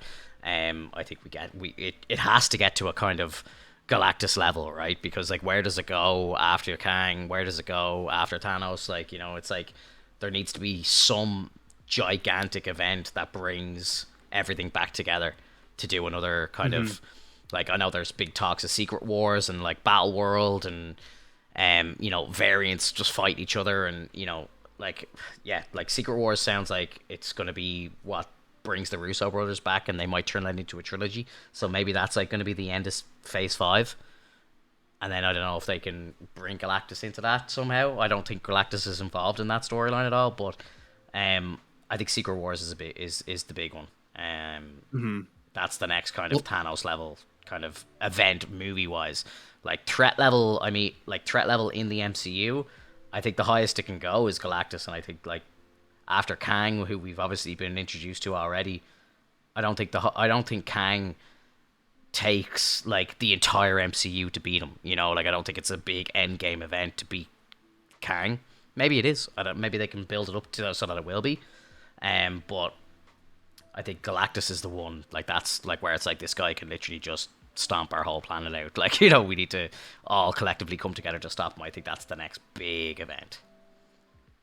Well, if we were to think about it in terms of the 3-phase rule, then we could see it in terms of levels. So like we had Marvel's Avengers for the first phase, and that was the end result of the phase where you see Loki, which is like a god, but it's like a humanoid type that, it's very similar to like a normal human stature. Then you have Phase 2 with Ultron, and Ultron was a giant robot that had a multitude of itself, like planning to take over the world and such. So like it gets a little more intense for the fact that like it could literally expand and like be a virus in a sense. Whereas like with Loki, it was just more like, I want to rule as king over the world and possibly help Thanos. We didn't know he was helping Thanos until the end of the movie. Then you see Phase 3, and there's your big bad. Even though he's still a humanoid, he was on I would like maybe a galactic level because he was clearly on a galactic quest to get all of the stones. So what I would propose for the 3 phases coming up is that we get Doom, then Yes. Kang, then Galactus. I think I I would think definitely see that. Like, Kang's coming first because like we know he's going to be Ant-Man 3, and he's already been in Loki, and he'll be probably in Loki 2 as well. So I think it's going to be Kang, Doom, and then Galactus. Yeah, you're right in who you're saying. It's in the order. Yeah, just the orders. I think Kang's coming first because he's already here. You know. Right. And the only reason why I would say Doom first though is because they can still use Kang in terms of like small picture, but like an underlying feeling, because Kang comes in multitudes, similar to like how Ultron did. There's different versions of Kangs from different universes, and therefore you have like you can have like these weaker versions of Kang showing up out of nowhere. You can have like silly moments, but at that second phase, you find out like the biggest, baddest Kang that's available is now like gonna stomp on people, and that's like that would be the end of phase 2. And then like with Doom, with Doom for the first phase, then you have your introduction for everyone, because I know we're all like hungering for the Fantastic Four and the X-Men. So like we got to get those characters in. And there's even Magneto. Like if you were to bring in Magneto, that could be another big bad, or it could be a mini boss, you know, like the mid level. Like, yeah, get crazy. They definitely could. And like I could also see them like taking all these phases and just doing away with them and like kind of phasing them out, so to speak, where it's like we're not going to need everyone to come together to defeat a large Galactus, because we want the X-Men to go on for another 20 years. We want a Fantastic Four storyline to go on for 10 years. You know, I see what's like where they're going to have a lot of like kind of mid-level bosses, like you say, like Doctor Doom, where it's like the Fantastic Four are going to go up against the Doctor Doom in their own little section of the MCU, but they're going to need people to cross over to help them out with Doctor Doom, where it's like they're just picking and choosing people, because, you know, the idea of us scaling higher and higher to the point where we get to the Galactus, it's like, you know, once you beat Galactus, where do you go? So why would they even introduce him? To me, Galactus feels like a character that's going to be involved in the Eternals, and not that the Eternals beat Galactus, but they kind of like steer him off, right? They kind of nullify him coming to take over the universe and stuff. I have one more speculation though. If we are considering Galactus, Go on. What if it's I know you want to get rid of the phases, Hoffman, but I think this still would work even if there wasn't any phases. Oh, I don't want to get rid of them. I like them. I love it. Oh, okay. I'm just saying. So that's Kevin Feige. Gotcha. Well, what if, you know, much like we see in the movies with the Avengers, when we saw Thanos like here and there, and then he's going to take care of it himself and whatnot. What if like during one movie, we get Silver Surfer to show up and just like, he's like, I'm the Herald of Galactus. Galactus will be here in such and such time. And so you have a time limit. And so like, as the movies are going on, like I love movies that make you forget that something's coming. So much like when you watch like a whodunit movie, and then you realize, shit, someone killed someone else while we were all trying to investigate something else. And I want that to happen. I want it to be like everyone's like so preoccupied that all of a sudden like Galactus is like just a few planets away. Yeah, true. That would be insane. Yeah, and that's why like I don't know if we have like a big boss like Galactus coming, is because I believe at this point in phase 1 and phase 1, like I feel like we at least got like a post-credit scene with Thanos, right? Like we at least got like introducing the idea of Thanos at some point, and like we're just nowhere. We have nothing. We have nothing. The second Thanos popped his head in, like everyone knew, okay, Infinity Gauntlet, like that's where we're going. Like, you know, everyone knew what we were doing now. Whereas now it's like, okay, we've got Kang, and like Eternals are, you know, showing us Celestials and stuff. But what's the end game? Like, what's the end game? Like, you know, So yeah, I suppose we don't really know. Yeah, definitely want to see more. Daz in the chat there as well. Thanks for being so active as well today, dude. It's a pleasure to have you here. He was saying that the Anthony Starr Homelander from The Boys would make an interesting Von Doom. I like it. yeah. I like it as a casting. Yeah, it's very good. Yep. Yeah, for sure. And I know we're kind of talking about Star Wars a bit in the chat as well. Like I do have a few bits of Star Wars news as well before we break for the week. But I actually only heard I'm today. ready, man. I'm geeked up on Star Wars right now. I'm geeked up. Hell I've yeah, watched dude. so much Star Wars lately, bro. Fuck yeah, dude. I love to hear it. Yes. I was actually only listening to, I don't know if you guys listen to Den of Nerds podcast, like, but it's quite good. He gets some good guests on. And he had Star Wars Meg on, and they were talking about the Star Wars, like the whole Skywalker saga and shit. Did you know that the term Skywalker saga wasn't even a real thing until just before Episode 9 came out? They started they started coining the phrase and throwing it around there themselves, talking about the Skywalker saga and all this shit. And it's like, it wasn't even a thing, like during the actual Skywalker saga, it wasn't even called the Skywalker saga. It was just called Star Wars. You know what I mean? Yeah. It's just crazy. It's just crazy. And Like, what I love about that, right? It's like they coined the term right before Episode 9, the Skywalker saga, and that kind of made Episode 9 even worse because you're like, the whole Skywalker saga ends with a Palpatine being the one that kind of wins the day and like lives on, right? Yeah. It's like, but if you didn't have that term of the Skywalker saga, it's like, okay, well, Palpatine's clone kind of, gets on with it, but it doesn't feel like you lose anything. And so it's like they shot themselves in the foot with this idea of the Skywalker saga. Like they didn't need to do it. I love the term, but we should have focused on the Skywalkers then in the last bit of it to make it really the Skywalker saga. I would have loved that. Like I would have loved it. Yeah, for sure. But they decided to just kill off everyone. Yeah. Oh, man. I actually, do you know what I'm going to do? And I've been thinking about this. And not that I think that I will ever actually like them, but I want to rewatch them now that I've like time has settled for a while. I actually do want to rewatch the sequel trilogy and just like kind of pick at it with a fine tooth comb. Like I know I'll kind of enjoy Episode 7 a little bit just because, I love Kylo's introduction and stuff. It's great.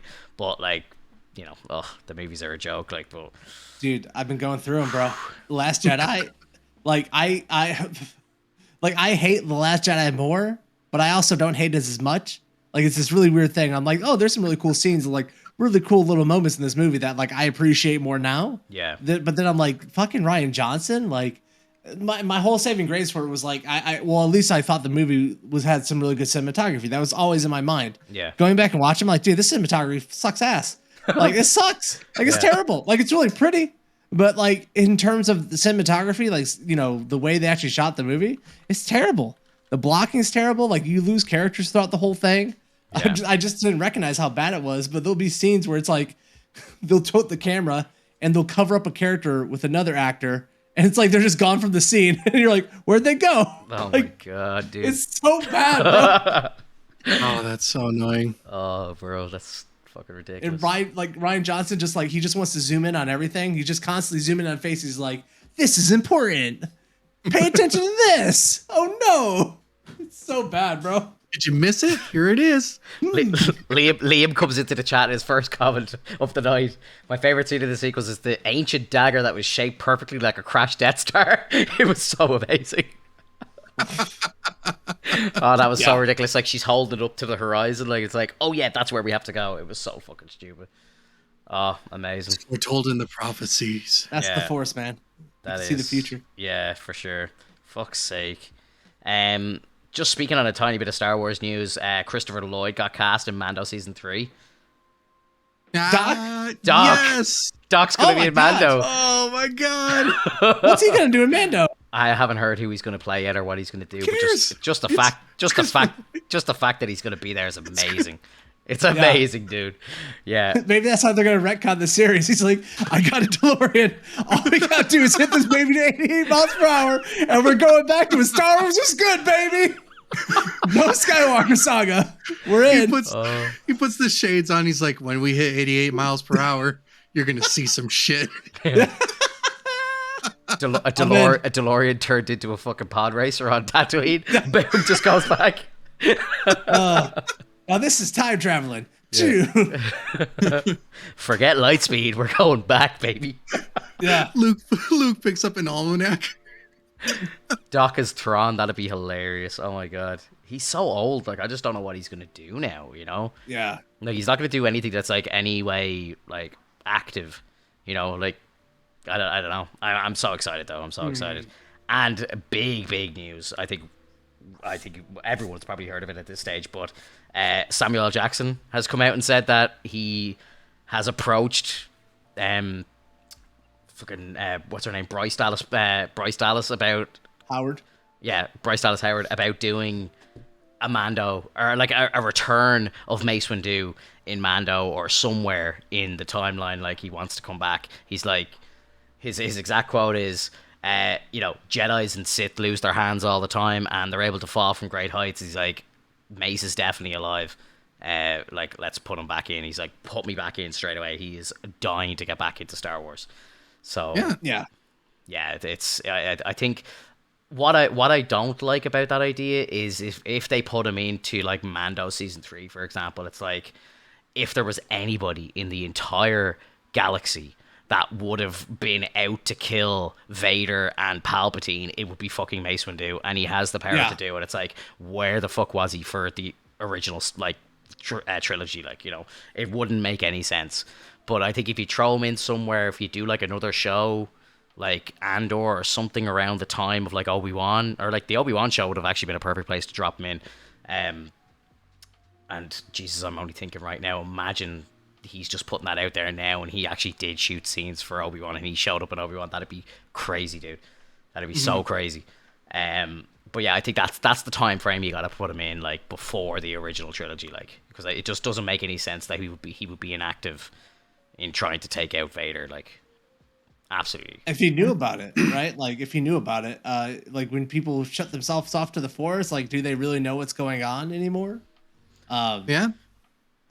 Because I'm kind of on the theory that like one of my favorite theories in Star Wars is not favorite, but the idea that like how did people not know about Leia? How did Darth Vader not know about Leia? Right, when she's like that kind of close on Alderaan, is like that Yoda was protecting her within the Force. Like he was like bubbling her off so Darth Vader couldn't know about her, and then he dies, and then like 2 scenes later, whatever it is, Darth Vader's like, "You have a sister." Like he knows now. Like I love the idea. So like who knows where Mace Windu could fit in. But yeah, I'm gonna preface this because Mace Windu is my favorite Jedi. Like I fucking love Mace Windu. I love everything. I love his attitude. I love his ideas about the Force. I love that he pulls on other people's energies to get better as a sword fighter. Like while he's fighting, like, all that is cool. Yeah. Dude, like what do we get by him coming back? Like what do we get? Like is it that good? Like is there a good story reason for him to come back? Because the more people they bring back, it's like they're making Star Wars smaller. Yeah, Right. I think it has to be the concept between like what Mace felt was supposed to be right amongst like the Republic and what actually occurred, because obviously things didn't go right. Things went wrong. Everybody had to go into hiding, much like Yoda. Yoda had to take off and like be reclusive, and he couldn't go after Darth Vader. Much like that, Mace Windu probably went and meditated and tried to figure out what truly went wrong. And maybe he's constructing things for himself. Like he could also be creating his own civilization of like another Jedi Council, but like so far away that it's undetectable by Sith. Right. That's true. That could be it. Yeah, like I could totally see him. Like maybe he does know about everything that's going on. He's like, he doesn't want to be part of it. He's like, it doesn't matter. I'm doing my own thing. Like, this is going to go to, like, the Jedi shouldn't be involved in the government anyways. You know, the civilization could rise and fall, but the Jedi just kind of have to do their own thing, exist apart from it. I'd also say that, like, if we were going to bring back Mace Windu as a character at all, like, why didn't he come back during, like, Boba Fett? Like, would that not be the best place for him to come back to? Yeah, well, like, this is another thing that Tamara Morrison was saying, the dude who plays Boba and all the clones and stuff in Django, he was saying, like, you know, and I think this would be a really good idea as well, if, let's say, Obi-Wan's a fucking smash hit, amazing, everybody loves Hayden back as Vader, they decide, okay, we're going to do a Vader series, right? You bring Mace in for a Vader series, he hunts down and tries to kill Vader, and then Vader obviously bests him and kills him. I think that would be a great send-off for Mace's character. But at the same time, it's like, they should have done something with Boba and Mace as well, because like Boba would clearly want revenge on Mace for killing Jango. You know, I think that'd be a really good story. So I don't know if you can pull off a kind of origin story for Boba Fett where maybe I don't believe that Boba Fett could kill Mace Windu, but like they have some sort of a fight which then leads on to maybe Mace doing a final showdown with Vader and losing his life. Like, you know, I think that would be an incredible end for Samuel L. Jackson's character for sure. Yeah, it'd be amazing. And like there is a Clone Wars episode of the animated series where Boba Fett is trying to kill Mace Windu when he's like real young. Like he tries to assassinate Mace Windu while he's like on a ship, right? And he says to Mace, he's like, "I'll never forgive you." And Mace Windu's like, "Well, you're gonna have to." And like that's the end of the episode, right? Roll credits. Yeah, pretty much. And the purple lightsaber. Like, what was that? You know. So it would have been great in Boba Fett to have like Mace Windu come back and be the one to like kind of rescue Boba Fett from something, right? Or it's like kind of comes full circle where he kills his dad, but then he rescues and helps him in some way. But again, it's like Mace. This is my problem with so much about Star Wars right now, is that they're just reusing old characters as much as we love to see them, but they're going back to Luke, they're going back to Solo. You know, they're going back to if they go back to they're going back to Obi-Wan. If they go back to Mace Windu, it's like Star Wars is this huge universe, and there's so many cool stories that like I've loved reading about and hearing about that have nothing to do with all these main characters. The video games, but Disney just keeps reusing these nostalgic characters, and it's making this world feel so tiny. Like this is the only amount of people you can have. It's like 5 or 6 characters. That's it. We're not going to introduce anyone new. And then we get something like Rogue One, which is part of the reason it was so amazing. It's because brand new everybody, brand new planets, brand new ships, brand new. Yeah. And made the world of Star Wars feel bigger and more alive and like it had more history. And that's what we need. That's why I'm like, we don't need Mace Windu. And he's like my favorite Jedi. Yeah. Like my lightsaber that I built is purple because I love Mace Windu so much. Like I love Mace Windu. Yeah, like I agree with what you're saying. I think what they're doing, and I think the reason why they're doing what they're doing is because the sequels were so bad, and they are literally putting out a bushfire at the moment. Yeah. Like, you know, it's like, okay, we fucked up, we absolutely destroyed Star Wars in the cinema. Like their cinematic legacy is really damaged from this. Like 3 movies spread over 5 years or whatever it was. And it was just a complete failure. And I think that now what they're doing is, okay, back to fucking basics. Like, you know, let's just bring back in Obi-Wan. Let's bring back Vader. Let's do this and that. Let's bring back Luke. Let's bring back Ahsoka. Like, all these fan favorites from, like, the animated series and from the original movies.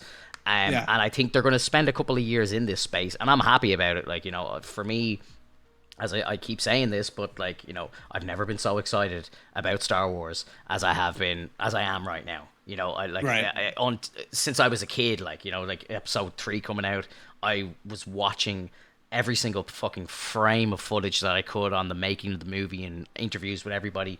And like, I was like that. I was like the way I am now. I was like that back then, like when I was a kid, when this came out. Like, that's how obsessed I've been with Star Wars, like pretty much my entire life.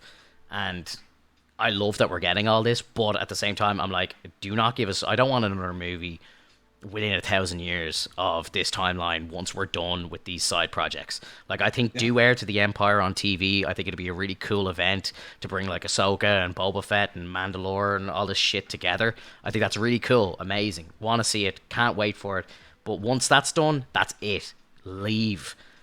Introduce us to an entire universe of new characters. You know, you could go, if they wanted to play it safe, go back to the Old Republic where we kind of know Raven and Malik and all this stuff.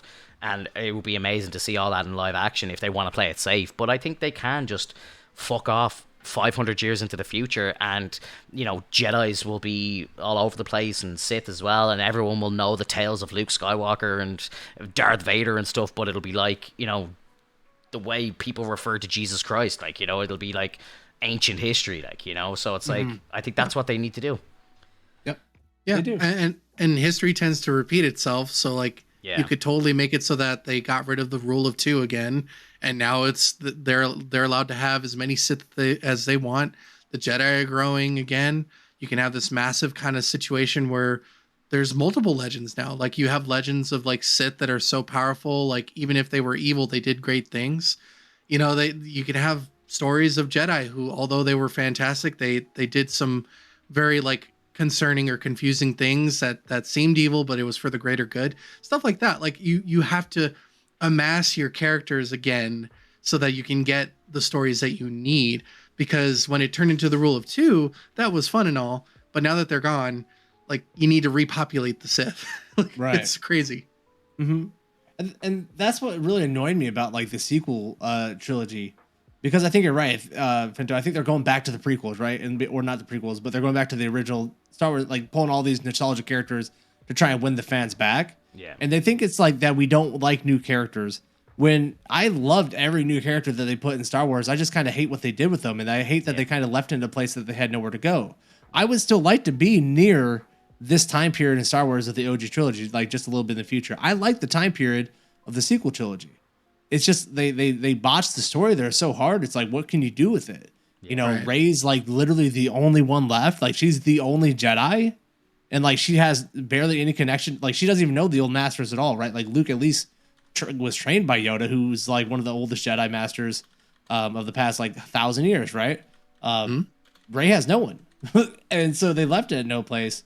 But yeah, I'm with Alex. Like I think they need to do more with the Sith. I've heard rumors from like very cheesy YouTube creators who I don't really trust, but of a storyline going back to where there's like an Empress of the Sith, like way back when.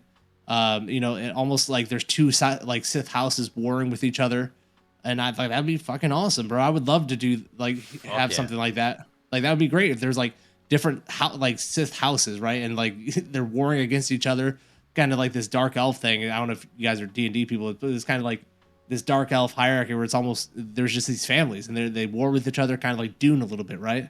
Like I'd be down for that. And it's just they need to get us there and get us away from this time period because they ruined it so hard with the sequels. They ruined it. Yeah, Really? like, yeah, they really have. Like, and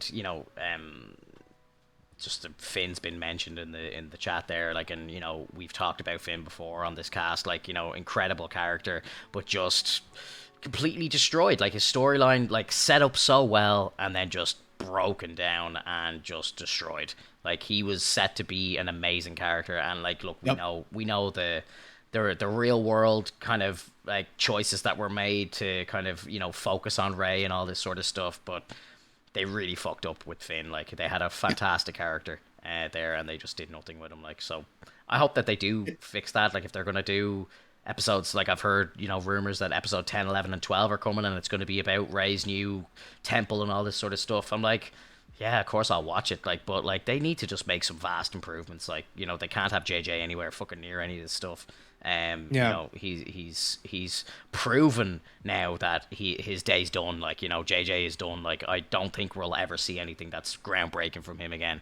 I think he's had his day in the sun. He's done. Like, I don't think he I don't think he should ever be directing anything solo. Like, if he wants to be a producer or something, like I'm sure he's got skills, but like, I don't think he can carry franchises anymore. Like, he's kind of made a fucking balls of Star Trek as well. Like, I'm not the biggest Trek fan, like, but I've heard anyone who is very angry at JJ for kind of ruining that franchise as well. And now he's just butchered Star Wars. Yeah, like you can totally see the amount of like uncaring that they did for any of the plot within any of the movies, because clearly Finn should have died when he was struck by Kylo Ren. And he literally just got like, apparently his jacket is made of some sort of like Beskar because he got swiped and he didn't die. And like as much as like people probably loved Finn, if he had died, that would have been insane. But they could have gave his character some purpose. Yeah. Because it's obvious what the first movie was setting up, and the second movie didn't even touch that. I don't know why. I don't know whose idea that was, but the idea of what JJ set up, where there was a stormtrooper ran away from being a stormtrooper, and then he's force sensitive. Like the idea of that character being turned into a Jedi and being a strong Jedi is so fucking cool. That's a great story that I would love to hear and love to watch. Yeah. But they decided to like not even really address his Jedi powers even more anything. It's like, okay. I don't know if that was because they wanted to promote Rey or because they wanted to market to the Chinese market, and well, they're a little racist over there in China, to be honest with you. I don't know if you guys have seen the posters, what they did. The Chinese posters for Star Wars are ridiculous. What they did to Finn. Oh, didn't they like? Did they try to cover him up and stuff? Like they took him off took the him off. posters. Yeah, They took him off the poster. yeah. Wow. And if it was a one-off thing, it would be maybe that's kind of weird.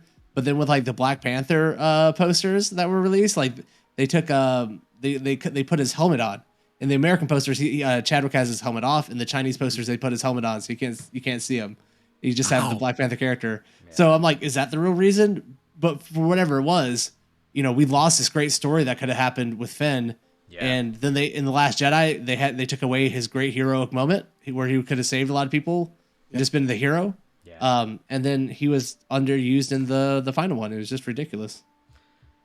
Yeah, insane. Dude, that's just I'll never understand. And look, just the fact that they outright came out and said like we didn't know where it was going. Like Rey, Daisy Riley or whatever her name is, like she literally didn't even know where her character was going. Like they had no heritage for her and when they started filming episode 9. So like it's not as if they could say, oh, we knew it was going to be Palpatine the whole time and all. Like it's just like I only watched an interview with her there recently, and she was saying that she had outright said that like when they went in to start filming that film that it was still up in the air that she might have like some lineage with like Obi-Wan, or she might just be an absolute nobody.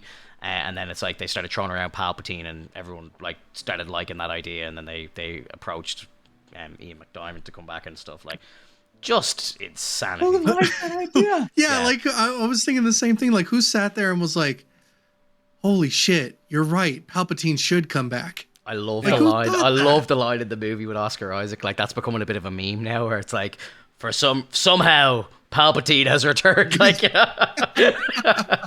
I love that that's becoming a meme now. It's so funny, dude. Yeah. Oh, bro. Oh, Jesus. Yeah, they're just crazy. And ridiculous. And I don't know if you guys heard this, but apparently JJ got kind of fucked in the last movie the way that they edited the final cut. So like JJ had, I think there was like some leaks from JJ's assistant and some emails going around the time of the release of the movie that the final cut that he submitted to Disney for the film wasn't actually what aired. And when he was watching the movie for the first time at the premiere, he sat back and just went, what is this? Like, this isn't the movie I made. Like, he had scenes shot with, like, all the Ghost Jedis, like, coming back. Like, they had Mace back. They had Hayden Christensen was back. Like, Ewan McGregor, everybody, like, they all showed up. All their ghosts appeared. And they all stood in a line behind Rey. And that final scene was, like, all the Jedi and her fighting Palpatine. And I'm like, yeah. That could have made a bit more sense, you know what I mean?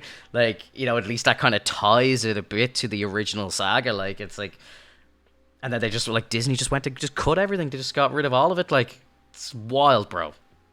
Wild. I can't believe I'm saying this. Release the JJ cut, Yeah, for sure, bro. Like, for sure. And like, hey, do you think it has anything to do with in China that you can't really do anything with ghosts in movies? Man, think that has anything to do with it? Surprise me, bro. Like there's a lot of things that are restricted in that area. You can't do skeletons, you can't do ghosts. Like it's very touchy over there. So it what can you do? Just not show it there. I don't know. There's also rumors about like the whole thing with like Kylo Ren, like where he was supposed to live and stuff, and that kind of got retouched up, and the whole scene at the end with Rey wasn't in the JJ cut. Like, Yeah. I've heard stuff like that. And that wouldn't surprise me in the slightest. Yeah. Wouldn't and surprise if me you at really all. watch that Kylo scene where he lays down or whatever to die, Yeah. it really looks like it's reverse of him sitting up. Like, it really kind of looks like he was sitting up instead. They're like, let me do this. Yeah. Yeah, absolutely. Because like I think that was like one of the pitches that like they were going to continue with Ben Solo, like a kind of redemption arc for him, and him Which him would have and been Rey great. together, like doing their own Jedi Temple or whatever. Yeah. And even like, and I would have been stoked if for any reason it was like a control of both forces as well. Like, what if they start dabbling in that? Like, they're like, well, learn Let's how to just do control it both all. sides of the force. Yes.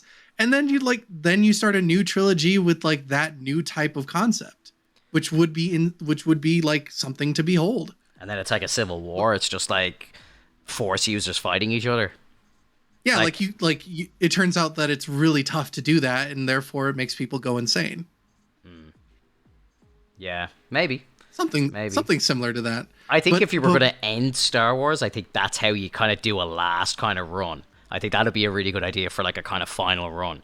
Like, whereas it's, okay, let's combine the two sides of the Force, and then we'll have people who can do it well, like Mace Windu, and they'll be like the Jedi, and then people who will just lose their mind and go fucking batshit crazy, they'll be the bad guys. But they're all kind of dipping into both the light and dark side of the Force. Like, I like it, but I think that would need to be a kind of like final act for me. Like, I think, Yeah. it's like, I would totally see that. how do you recover from that? Yeah, exactly. Yeah, that'll just be wild. Well, and the more we talk about this, the more I realize that no matter how much they tried to say that the extended universe books were not they're not canon anymore, they literally took stuff from the extended universe and threw it into those movies and pretended as if it were new. It was so disgusting. Like the whole force healing thing to like revive someone. That was something in the extended books from Kate Solo. He was one of the only Jedi to ever like actually do something like that. Yeah. And it's like such an incredible and powerful like ability that it's like it didn't kill him in the books. So I don't know why it killed Kylo. Like it's a weird trade-off. Like they just wanted a reason to kill some of the characters that like you were just getting used to. Yeah.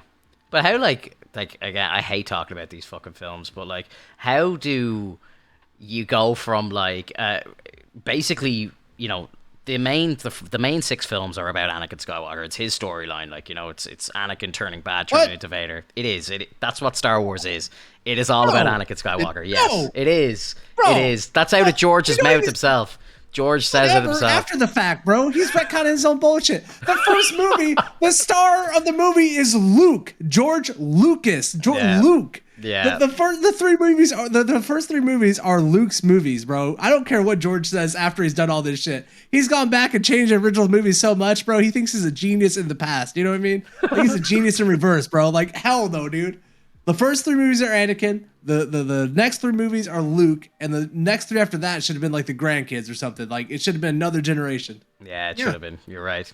But the point I was trying to make was that, like, you spend the first 6 movies, like, basically all living on a lie that, like Palpatine told Anakin that, he would teach him to do force healing and stuff like that. And then they turn around in these new movies and it's just like, everyone can fucking just do it? Like, what? They can all just heal each other like it's nothing? Like, I that pissed me off so much, man. Like, it's just like, hang on a second. Like, when did this become, like, common knowledge that you could just use the Force to heal people? Like, because that's the whole reason why Darth Vader exists. Because he just wanted to heal Padme. And if it was just willy-nilly, everyone could do it. Like, it's like, why didn't he just fucking do that, like, to save Padme in the first place? Like, bro... Am I crazy? But didn't Palpatine know how to use the healing power? I don't think I don't think he does. I think it's a lie that he says to kind of convince Anakin to be his apprentice. Like, I think that's the original. Like, they talk about Plagueis, how he kind of mastered it, but then he couldn't save himself, and Palpatine is the one who killed him. But I don't think he learned it in the meantime. Well, Plagueis was learning how to do immortality. Yeah, which is different. So of that's course. Yeah. So Sidious was like, well, I want to know how to be immortal. And that was in the extended books. He figured it out. And like it carried on from that point. And that's like, it's I'm still annoyed with that. Yeah. Well, that's my only thought is like the reason Rey knows how to heal is because she's Palpatine. She's a clone of Palpatine. She knows how to heal because of that. But still, it's fucking dumb. For sure. So dumb. Like, was that Palpatine we saw at the end of Episode 9, the villain? Is that the actual Palpatine that we had seen in episode 7? I'm sorry, 6? Or is that a clone of him? I think it's a actually clone. him. I think it. Well, yeah, I think you're meant to think that it's a clone, and he's somehow been able to transfer his consciousness into a clone body. But Okay. I don't know at the same time, because it's like, he's clearly like withered away and he's like regenerating throughout these movies. So maybe it is the real him. I don't know. But like they did confirm that Rey's like father is actually just a Palpatine clone. So Rey is technically Palpatine's daughter, not granddaughter, when you think about it, because it's a clone of It is Palpatine that had the child, a version of Palpatine.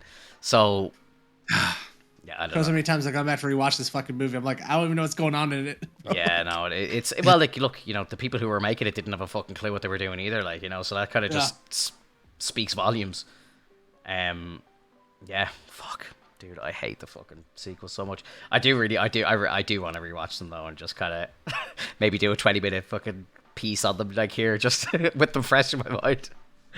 Oh man, dude, so bad. Because I just got done watching the first 2 of the sequels, like, I don't know, 2 weeks ago, and seeing the way Harrison Ford, Han Solo is looking at Rey, it's like they're setting him up to know who that is. He's like, I know, like, she's so familiar to me. She seems like Obi-Wan. She seems like Luke. Yeah. Like, it's like the way he's looking at her and like kind of like weirded out by her. It's like he knows. Yeah. And then they just fucking do nothing with it. I know, bro. They just change everything.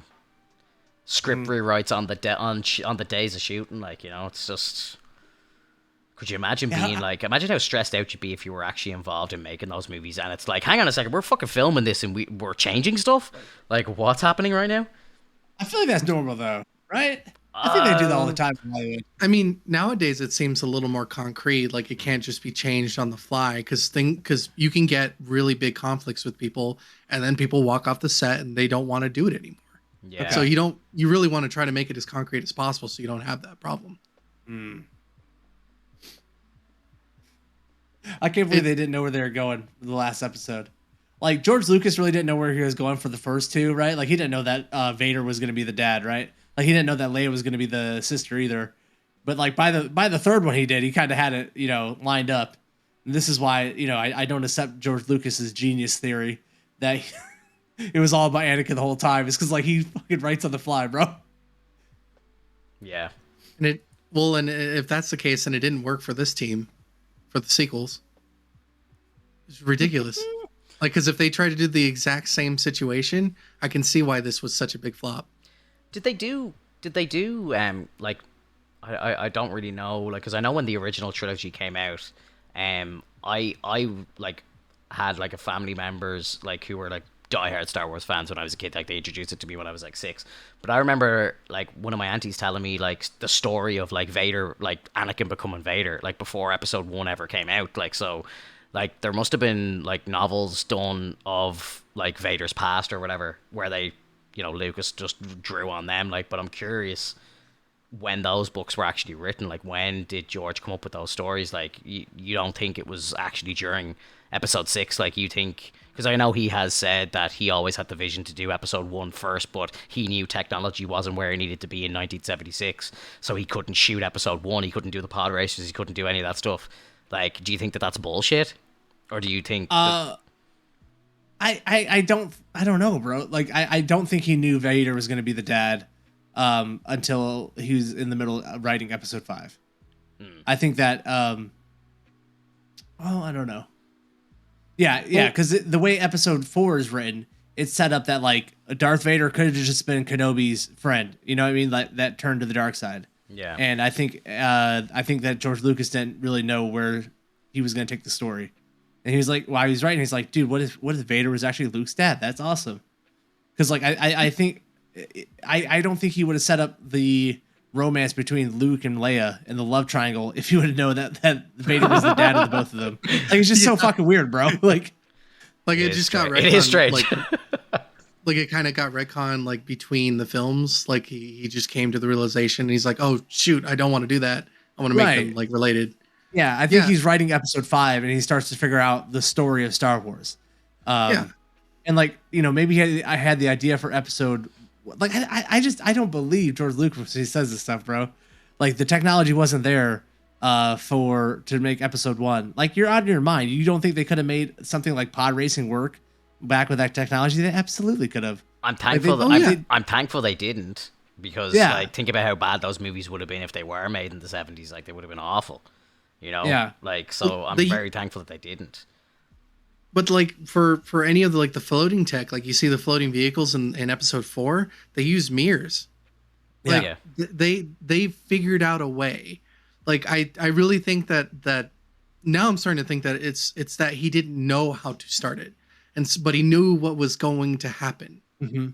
So and then he's a marketing genius. He's a fucking marketing genius. Just saying that this is like episode 4, like, if he probably just had the idea, like, what if this is like the 4th episode? What if this is like the 4th movie? And I'm just dropping people in the middle of it. Like, I think that's a genius move that no one had done yet. Like, I think he's just a marketing genius. Yeah. But I that's why I think he sells his own mythos a little bit, where it's like he had the idea for all this stuff laid out, where a lot of times it just feels like he's making it on the fly.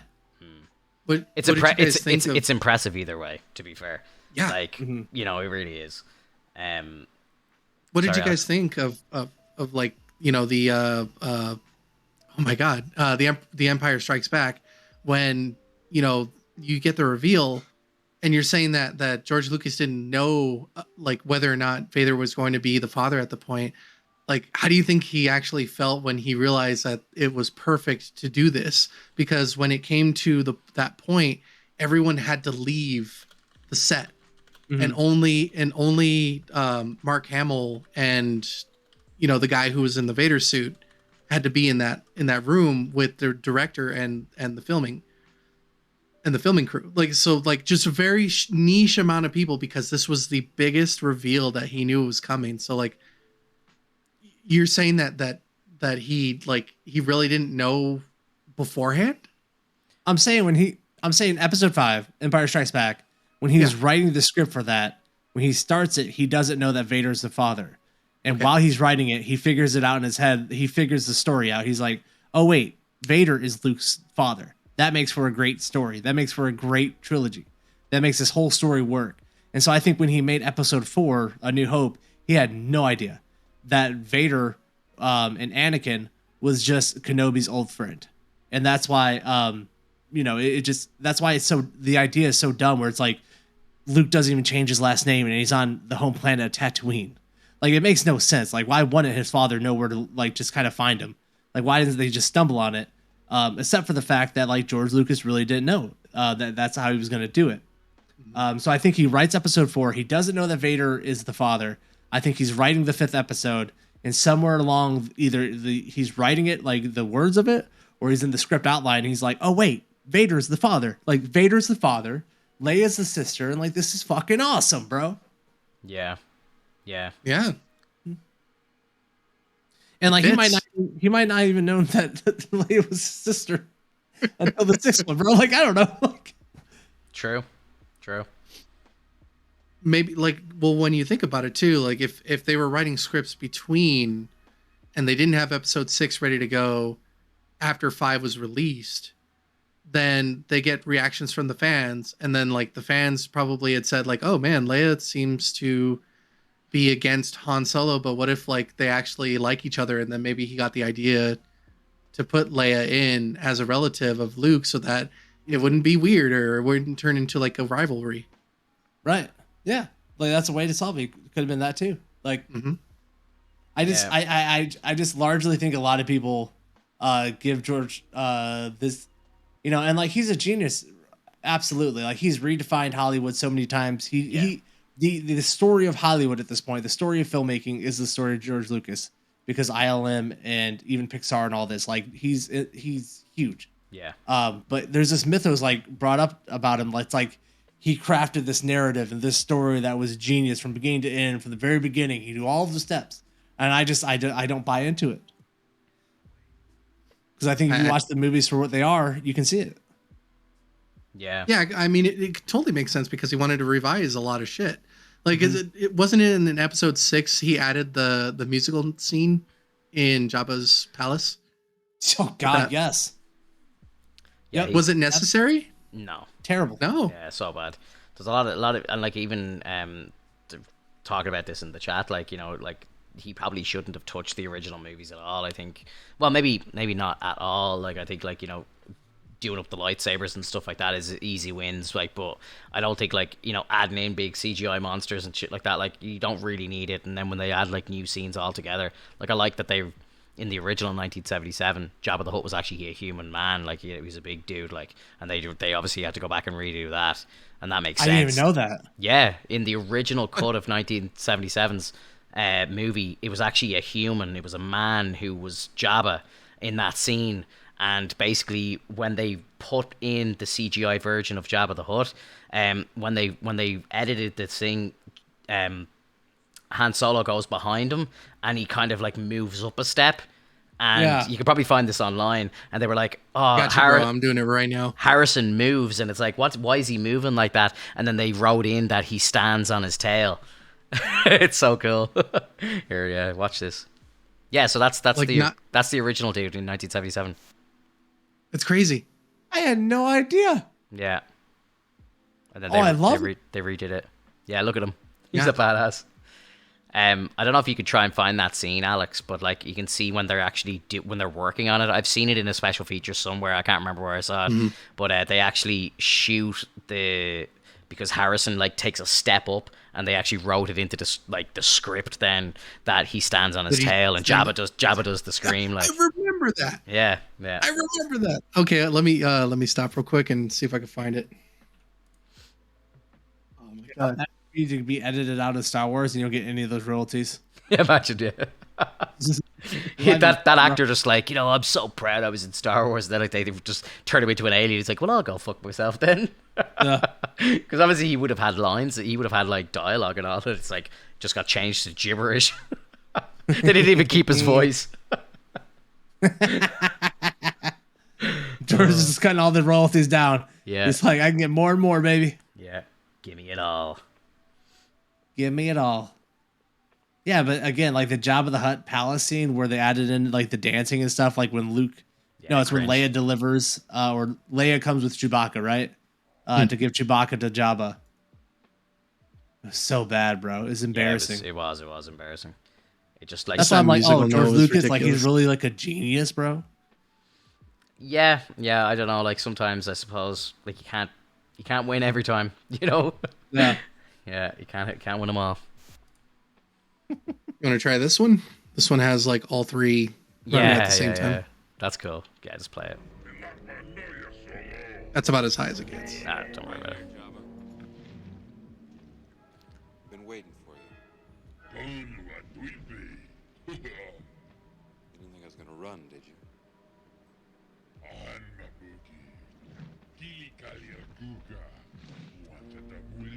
In the 2004 one as well, they replaced all Boba's lines with Tamara Morrison as well. Yeah, I remember that. Yeah.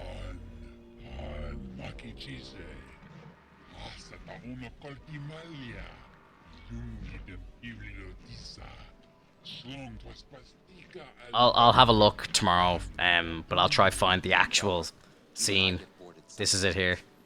So he like he did it like whichever way they were editing it, they somehow he shifted up, because if you watch the original one, he didn't actually step on anything, but for some reason he had to like shift up, so they had him standing on his tail.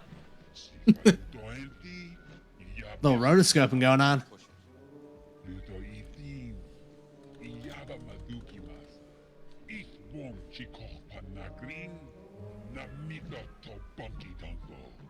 I mean, I understand like I understand updating like Jabba a little bit, but like I still think it's really cool how they had that original in the 1997 special edition. Yeah, like it's crazy how much larger they wanted to make him. Yeah, true. I love Boba so much in the originals, like how he's always just like looking around in every scene they have. Such a cool little moment. He's just he's like scoping just a out mysterious each room. figure. Yeah, that's the way he should have been. Yeah. Every time something upsets us a little bit, we all take a big sigh. I know, dude. I know. Guys, if we don't have anything else, I think that we'll break it for the week. Fantastic cast. Next week, I don't think we have any new content again. I think Halo. Well, Halo. Sorry, yeah, we'll talk about Halo for sure. But we don't have any Marvel or DC or anything like that. Any of the good stuff. But then obviously the week after we'll have Moon Knight. So I think next week we kind of maybe, I don't know if you want to do that idea of reading that comic. Maybe we read issue 1 of Moon Knight, and then we can kind of just hype up the series, because we'll be watching it a few days after next week. Or after that cast, it'll be airing like 3 days after or whatever. So it'll be quite fresh in our minds. So hell yeah. I think issues 1 through 5 or 1 through 6 are also available. So if you want to keep reading a little bit further, yeah, you can go ahead. But if you can just get your hands on issue 1, that'd be great. Yeah, I should be able to get them. Yeah, and I'm always the kind, like, you know, I'll read one and I'm like, okay, I have to read the next one, like, so I'll probably I'll buy them on Comixology or whatever, like, if they're available. Are Marvel on that, or is that just DC? I feel like Comixology doesn't exist really anymore. Oh, really? I have to look into it, but it's like Amazon like bought them or something. Like something happened with them. I think they still use the Comixology name with Amazon. Oh, okay. Yeah, because like I know like some people that are still actively reading on it. So yeah, it is. If you go to Comixology, it's just Amazon.com. Yeah. So yeah, they just bought it. That's hilarious. So it's just Amazon. Come down, babe. Fuck's sake. But yeah, they've got DC and everything there. Yeah, and you can read everything. So yeah, I'll pick them up in digital format and just read them on Comixology. I think is probably the best way to do it. Yeah, and if you get the chance, like if you ever do like a hard copy of it, there's some variants of Moon Knight volume, I think 4 or 5, that look just insane. Yeah. I'm pretty sure Comixology as well, they release them like in real time, so when an issue comes out, you can get it in digital pretty much straight away. Yeah. Whereas the Marvel Unlimited, Daz is saying in the chat there that it's usually a bit down the line, and like I collect issues like IRL, like I'll collect singles because I don't want to wait for the paperback. Like I don't want to wait 6 months to read the whole run. I'm like, give me the single issues, like give me them as they're coming out new. I have to read them straight away. Have to. Yeah. Guys, it's been a pleasure as always. For anybody who's maybe listening to us on Spotify or watching us on YouTube, hit the like button, subscribe if you're new, so you get more of our content in your recommended and so on. And we'll see you next week. All right, guys. Bye, everyone. Bye-bye. Good night.